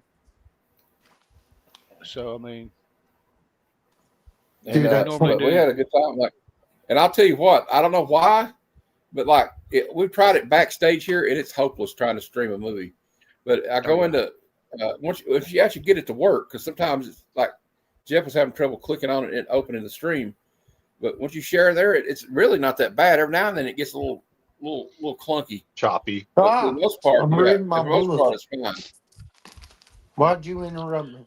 But it's funny because Matt, you told me that about the Friday Night Frights.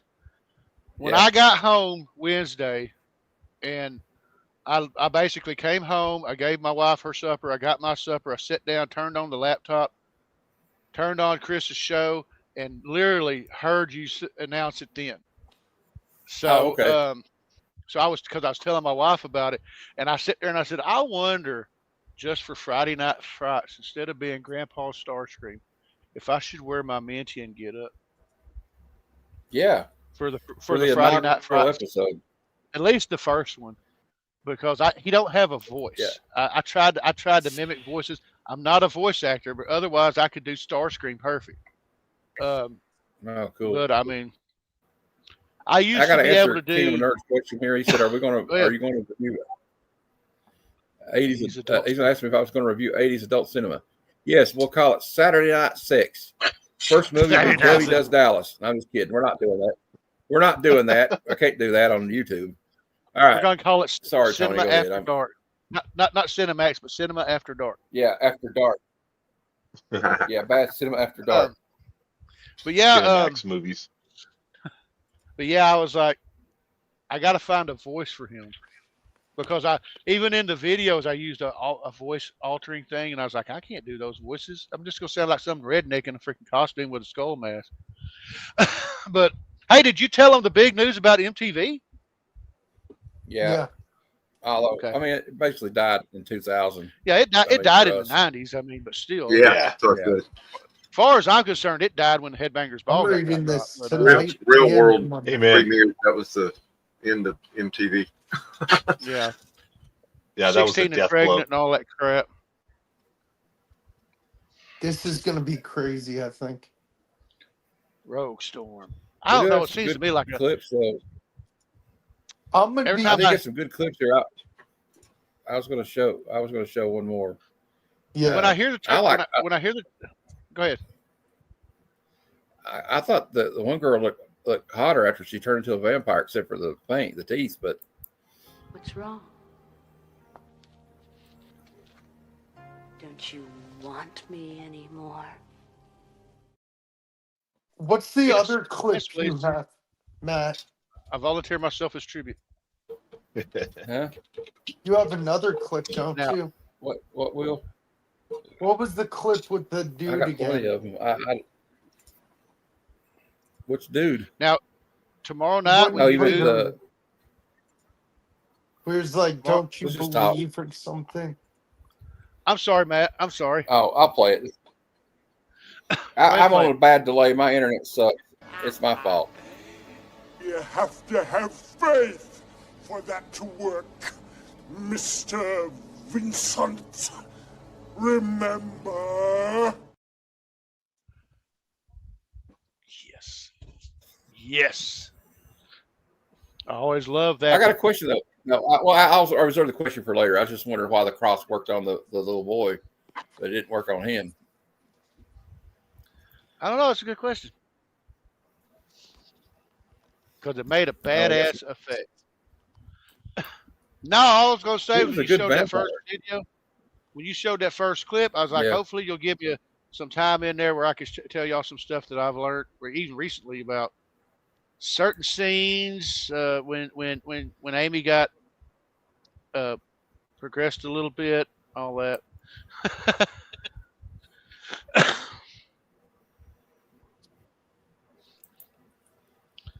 Yeah, Friday night is awesome. Yeah, I And think when we'll I- do it when I- like at 7:00 or something, or like 8:00.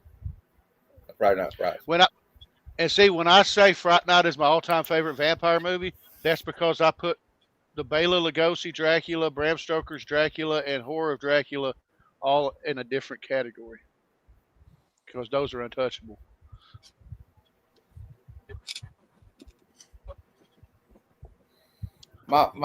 It's one of my favorites, but my favorite is Bram Stoker's Dracula, just because of Gary Oldman. Oh yeah, he knocked it out. But Fright Night, because usually, like my buddy Tim, his favorite vampire flick is Near Dark, and for me, it's Fright Night, Near Dark, and Lost Boys as far as '80s vampire flicks. But nothing wrong with Lost Boys because Lost Boys is freaking awesome too. Oh yeah. The music. Yeah, I still believe. Mm-hmm. Cry Little Sister. Oh man, that's like one of the perfect freaking songs. Have y'all heard Marilyn Manson's version of that? It's pretty cool.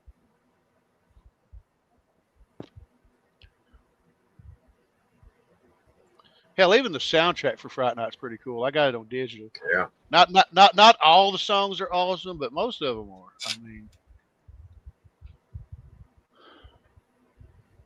and plus, no, I'll save that for tomorrow night. Never mind. See, Some girl on TikTok said, Me at $5.99. The show starts at 6. Me at $5.99. I said, "Oh, honey, don't you mean $5.59?" Yeah, really. Oh, I feel bad for the youth. Yeah, it's $5.99. Jesus. Oh boy. And what she was talking about was rather suggestive. Like, actually, you know what? If I can find it, I got rid of it because you don't need to see it. But it was no, I gotta send it to you because she's insinuating some weird shit. I'll send it to you, Jeff. All right. And I can see why. There's 2 reasons I've lost hope in humanity after looking at it.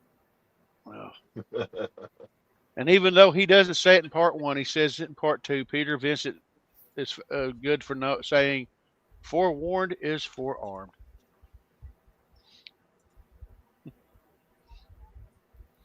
It makes me wonder what's wrong with some of these young women today.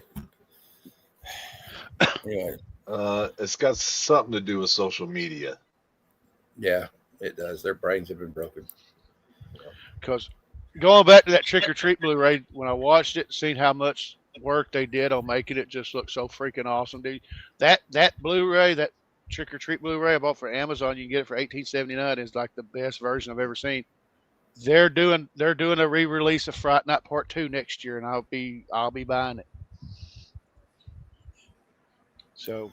Yeah, I want to get that. I need to get that one you got of Trick or Treat. I want that album, the deluxe album you got, the vinyl, and I'm trying to get that Friday 13th Part 6 soundtrack, the double vinyl. And I kind of just want it because of the vinyl is a different color, and the artwork. Yeah, hell yeah. I want to get. I mean, I've got the original vinyl from the '80s of Trick or Treat, but I want to get that one I was telling you about. They've got a newer version on 180 gram vinyl with like an orange. I think it's orange color vinyl. I mean, hell, I'll take one of those too. I mean,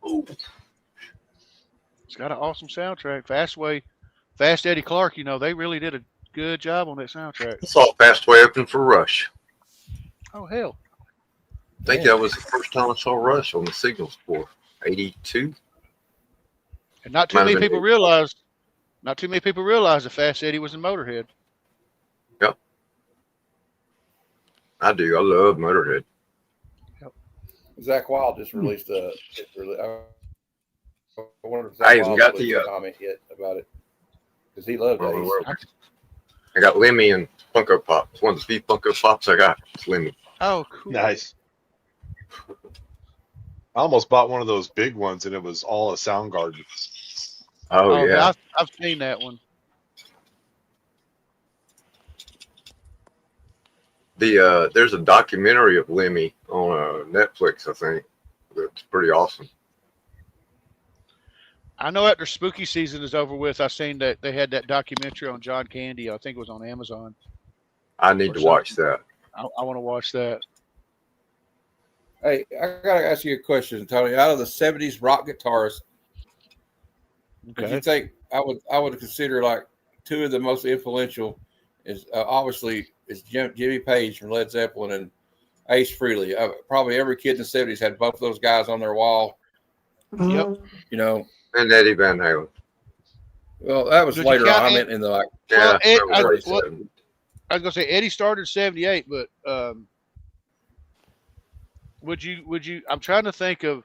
When it comes to the Eagles. Not really. When it comes to the guitars for the Eagles, is it Glenn Frey or was it Joe Walsh? Joe Walsh all the way. Yeah. Joe Walsh. That that freaking guitar solo for Hotel California. I consider it a cardinal sin if somebody shuts that off in the middle of a guitar solo. Somebody's gonna get. Oh yeah. Well, that's Don Felder, and the way Don Felder and Joe Walsh do that guitar solo where they're battling each other, like dueling guitar solos. It's so awesome. But now the guitar solo Terry Kath does in 25 or 6-4 Chicago is one of the greatest guitar solos ever. I'm glad that Ace cleaned his act up later because there were some points when he was in Kiss where it got kind of serious. Like on Destroyer, he wouldn't show up. And sometimes they had to bring somebody else in to work on it. I mean, I don't know if they recorded somebody else. Awesome. I heard that They had to Kill get monster. other people to help like structure the song because he wouldn't show up. And also Ace had a problem with cars, didn't he, Tony? Yeah. He got a lot of car wrecks, and like there's a funny story. I don't know if it's him. Was it him or I think it was him. And you can correct me if I'm wrong. He bought a Corvette and forgot where he parked it at. Just said, "Fuck it." I've heard that story. Oh, and don't forget Richie Blackmore. Yeah, Richie. Richie I was even going to mention Brian May. Oh Guys, Brian May, yeah. guys, He's one of the we're, greats. we're forgetting one. Who? Jerry Cass from Chicago. That's Kevin brought him up. Is God, what's his name? Don't tell me. Jerry Garcia? No, I'm trying to think. Jerry Garcia wasn't a guitar player, was he? Was Jerry Garcia a guitarist? Yeah, he played guitar. Okay. Well, that tells you. I listened to Grateful Dead, but I didn't know much about the band. I'm not going to sit here. He's highly underrated because he wasn't a flashy guitar player, but he was a very. He was like the flashy. Okay, yeah, but sometimes technique. Forgot his sometimes name, technique is better than flashing balls. Mark Knopfler. Oh, Knopfler, yeah, but that was more '80s, really. What about Jeff Beck? Jeff Beck's one of the greatest of all time, but he wasn't. The '60s. He was a He '60s. wasn't noticed and recognized by most people. What was you saying, Matt? What you trying to say? And Malmsteen's '80s, sure. No, I was just saying there's a lot of though, like a lot of underrated ones under the radar in the '70s, like Peter Frampton and Steve Marriott. I was going to say, Will, are you thinking about Alex Lifeson of Rush? He was, I guess you could put him on there somewhere. Yeah, for sure. Frampton Comes Alive is one of the best albums of all time. Yeah, I'd have to say Frampton wasn't really underrated. Frampton Comes Alive was huge in '77. Also, as much as I don't like him personally, I don't like his attitude. And I don't like the way he acts. But you got to put Ted Nugent on that list too. I love Ted. I love Ted. George Harrison, amazing guitar player. Clapton, huge. That's amazing 60s. guitar player. That's 60s. Well, Clapton could be 60s, 70s, 80s. What about Stevie Ray Vaughan? He was 80s. But that's 80s. Stevie Ray Vaughan is amazing. Yeah, that's 80s. But I'm gonna ask you. I'm a quick trivia question, Vogs. I don't expect you to get this one, but it's cool if you do. So does everybody know the band that is possibly responsible for the creation of Led Zeppelin? The Yardbirds. It was the Yardbirds. Yeah.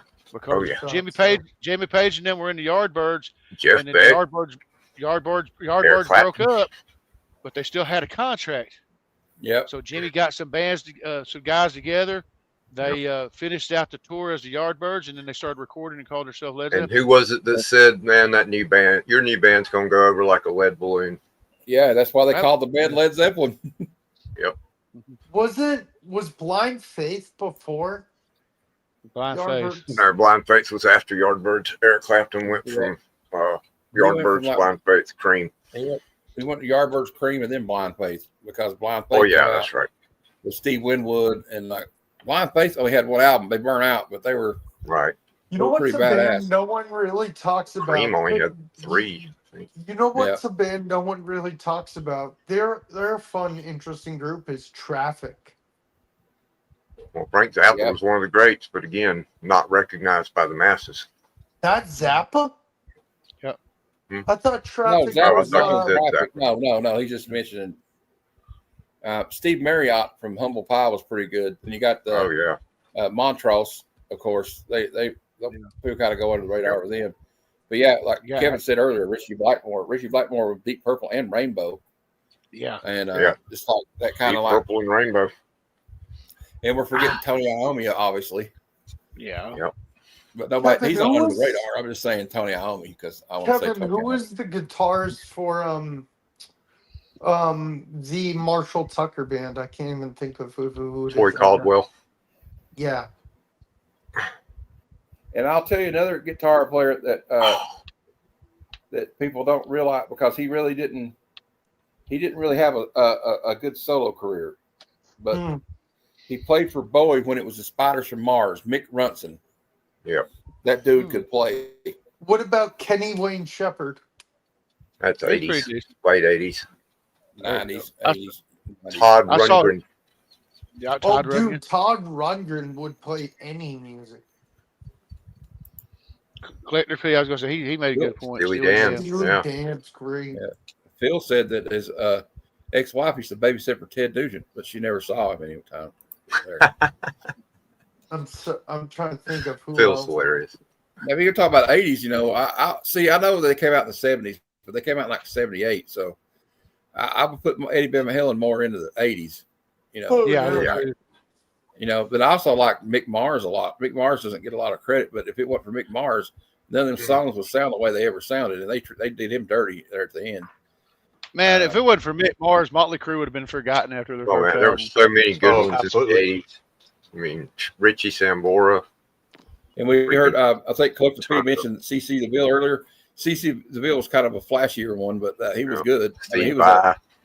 CC was a Vai, virtuoso. man. Was a virtuoso, you know. Yeah. Randy Rhodes, Jakey Lee, Zach Wild. There's three. So many. Titans. Ingve Yeah. Malmsteen, like who was it? Bruce? Somebody mentioned Yeah, Ingve Ingve Malmsteen. it was Under the Cow. Ingve Joe Malmsteen. He's another Satriani. one. Yeah, we got that was like the 80s were like the decade of the virtuoso. We had Ingve Malmsteen, Eddie Van Halen, Randy Rhodes, like Zach Wild, influenced by all those guys. And like if you watch Zach Wild on the that Loud and Live or whatever tour, you know what I'm talking about? There's a video, there's a bootleg video. We need to watch that one night, Jeff. When we get some of you guys come in there too in Discord. If I can find it again, and them live in concert, it was like for MTV or something. And Zach Wild is just kicking butt. Oh hell yeah, Collector Crazy. Pete. Duran had great bass lines. Hell yeah, they did. Angus Young. Yep. You know what though? Malcolm Young was kind of the backbone of that band on rhythm guitar though. When you see that kind of swinging beat to it, that's Malcolm. You know, rest in peace, Malcolm too. But like Ace Frehley had these like insane guitar solos, like on "Shock Me" on Kiss Alive too.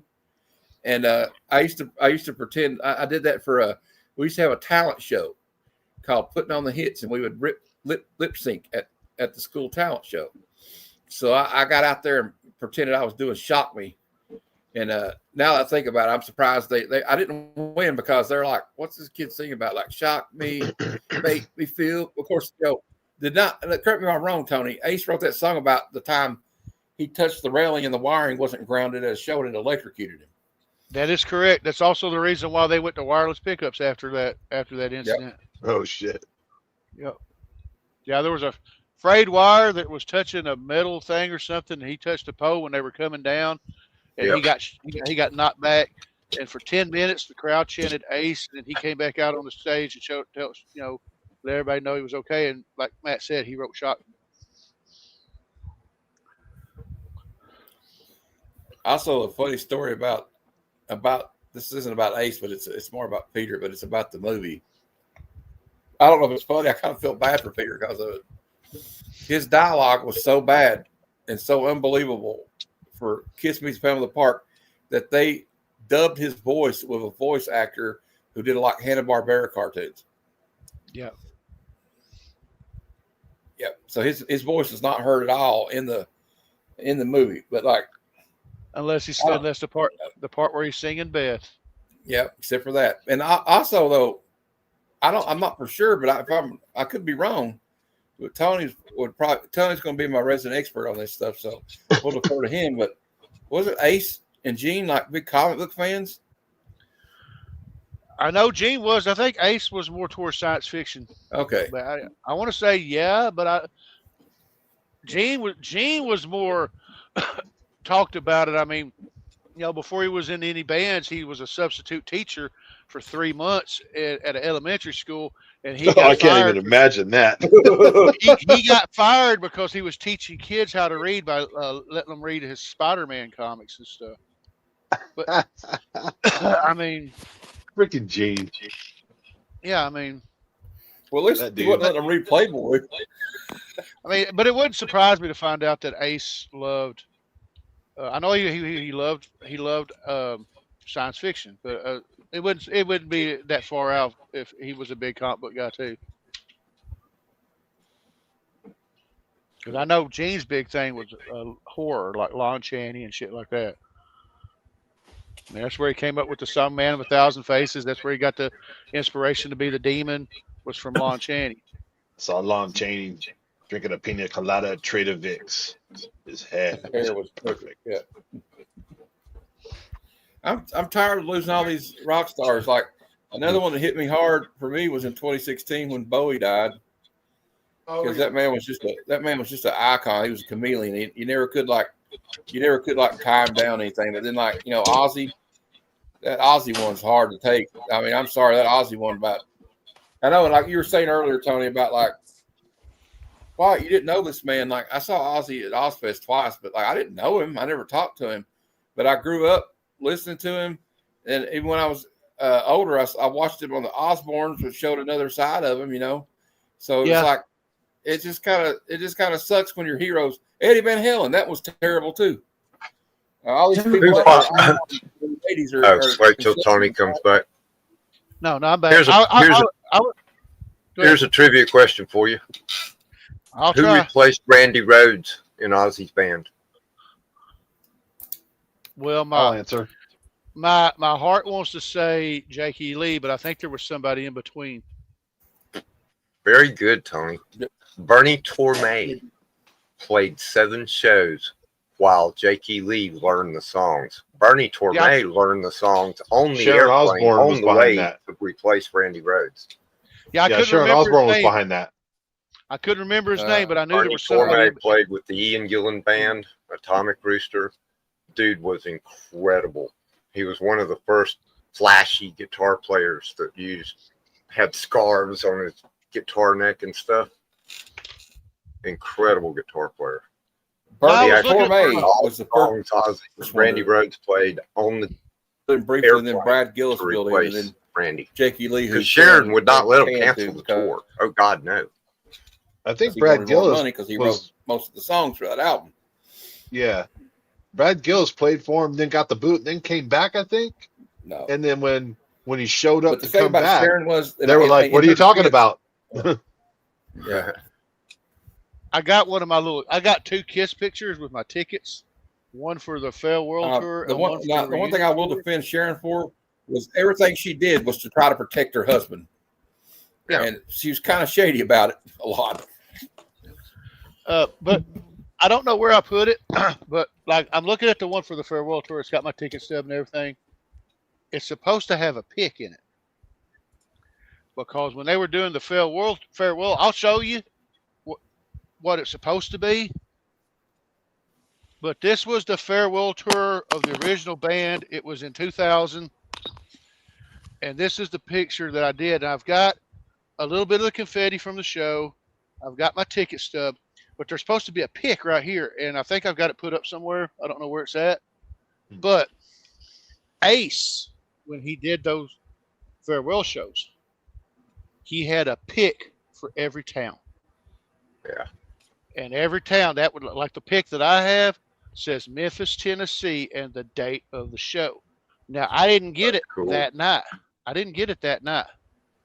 But I talked to somebody. This dude had a shitload of pics that Ace threw out. And he said, well, I'll probably be selling them on my eBay page. And I went, all right, cool. And I ended up buying one from him. But I knew that it was real. I knew that it was a pic that Ace used. So, I mean. Man, you got to find that sucker, Tony. It is probably in my wife's jewelry box. Because most of the time, if it's something important, it's probably in my wife's jewelry box or somewhere. But, yeah, I've still got it somewhere. That's like I got pics for Michael Sweet and Oz Fox when I've seen Stryper. I've got a pic. My buddy gave me a pic that Gene gave him when he went to go see Kiss in Rogers, Arkansas in 2015. I've got a Tommy Thayer pic. So, I mean. Actually, I was a big fan of Bruce Kulick, too. Where would Ace be buried from? Where he's born, or? I'm figuring he's going to be buried in somewhere in New York. And you mentioned Bruce, and I don't know what I did with my. Guy. That's where. I don't know what I did with my pictures, but that folder that I have of all my pictures, I have a signed Bruce Kulick picture. Do you have any Kiss autographs or no? That one I have that, and I have a copy of Kissology Volume 3, autographed by Eric Singer. Because Tony wasn't paying $3,000 for a meet and greet. I'm sorry. Nope. I love the band, but I wasn't paying $3,000. Now Tony will pay $300 because that's what he paid to go.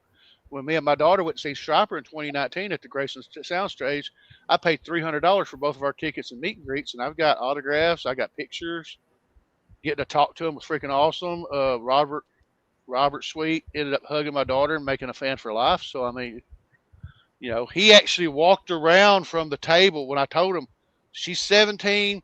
She had to listen to Stryper in the car with Dad. She didn't have a choice, but she loves Stryper, so she wanted to come to the show. I said she wanted to come to the show. And he said, you're 17. You're the same age as my son.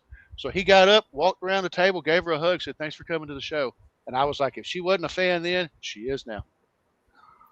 Absolutely. Did Stryper ever have a bass player named Joey Ruiz?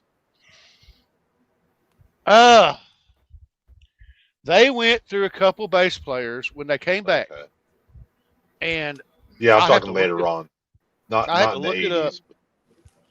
When they came back and they did Reborn and Murder by Pride, I think they had a different bass player for every one of them. Tim didn't come back until, I don't think Tim came back until fall. No More Hell to Pay. Excuse me. No More Hell to Pay. Because I went to high school with Joey Ruiz, and somebody else that I went to high school with told me that he played with Stryper as their bass player. I was like, what? What are you talking about? Because I hadn't kept up with Stryper at all. Well, that's like a lot of people don't know before that when they were still Rock's Regime, before they got Oz Fox, they almost had CC DeVille. Oh, wow. Yeah, but he didn't like when they decided to go to do their Christian message. Yeah. What'd you say his name was? Joey Ruiz. Okay, because I'm looking up past members, and unless he did session work with them, which is very well, they're not going to list session work. But it says John Voorhees, Matt Hurick, Kenny Metcalf, Tracy Ferrari. But that's not counting. That's not counting session work. Yeah. It's probably bullshit. I just wondered. Well, you never know. I mean, I got this. I found this comic panel. Like, I don't know what it's from, but he's like, I have no idea. But he's saying Curly, so I bet that's from one of the Marvel. Then I got some pics of him. I think that's him. Sometimes I have a hard time. But here's when we're talking about those pickups. I think this is one of the pickups. No, I had one of Yes. Yes. Since 1997, they've had Kiss action figures. They have Kiss, plenty of Kiss everything. Action figures. Vogs, let me tell you something, brother. They have Kiss toilet paper and Kiss condoms. They have a Kiss. Gene Simmons is a merchandising genius. They have Kiss caskets. They have a Kiss casket. Yeah. You get buried in a they have Kiss casket. Tony's gonna be using that. No, he won't. Because I They told probably him have a Kiss burn if you want a big creamer. I made a joke. I made a joke with my oldest daughter. We was talking about when I pass away. She said, "I am not burying you in a Kiss casket." And I said, "You know what?" I said, "I could change all that in a heartbeat. All I gotta do is put in my will that if my funeral wishes are not carried out to the T, that all my possessions go to the state." I said, and then all I gotta do is put in my funeral wishes and that I wish to be buried in a Kiss casket. And she went, "Oh God," because my wife, she likes trying to find the loopholes, and she went, "Damn it." And I said, "But to make you feel easy, I'm not vain enough to be buried in a Kiss casket. Just just chuck me in a hole and be done with it." I've read it too. There's some really cool Kiss stories in here because Rush opened Kiss back in 70. 74, 75. Yeah, I'll buy that from you, Kev. I'm kidding.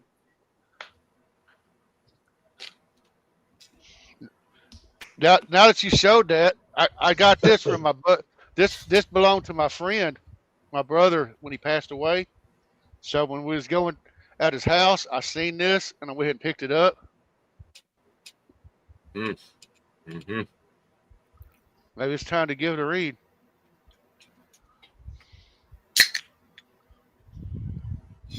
Oh, all right. So I found this guy Joey Ruiz that I went to high school with. He never played. He never played with Striper. He's in a band called Insolence. Okay. Which is like it's a Bay Area kind of metal, rap metal, corn type band that never got big. Okay. Well, I was thinking Who there knows? used to be a band. There was a band in the '80s called Striking. But I couldn't. That's all I could tell you. That's all I can really tell you about the band. Because they used to get confused with Striper a lot. The only Striper song I know is "Free," and that was because of MTV. Oh Jesus, dude! I could do a 2-hour show on Striper, just Striper. Yeah. And I didn't even know that they were a quote unquote Christian rock band. Tony, Really? what time would your show be tomorrow? Because I'll be busy from 5 o'clock on. My show is to be determined because that's what I was telling my wife. I said I kind of want to do a show, but Tony, we don't if know you- how we don't know how long good cinema is going to last, and I might not feel like doing one after that. But I Tony, want to if do you- one. If you do one next Saturday, I'm off. I can't. I'm not doing one next Saturday because that is C3. Oh, duh! I forgot about that. I refuse because I said that in my show the last Saturday.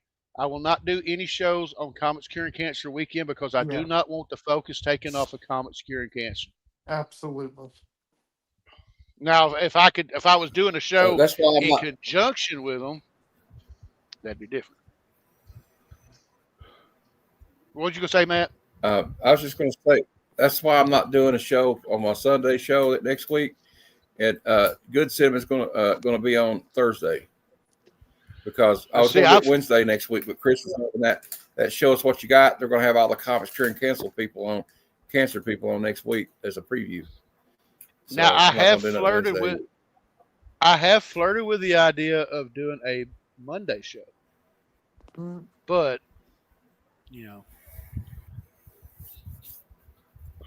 And somewhere along the lines, when I do a show, I'll have to do an Ace Frehley tribute. That's all there is to it. Have you I did one Have you talked to Rich lately? No, I only talk to him. I mean, we don't really correspond backstage or anything. The only time I see him, like, hey, dude, I'm doing a show. If you want to hop on, here's the link. And then we talk during the show. I mean, you know. Yeah.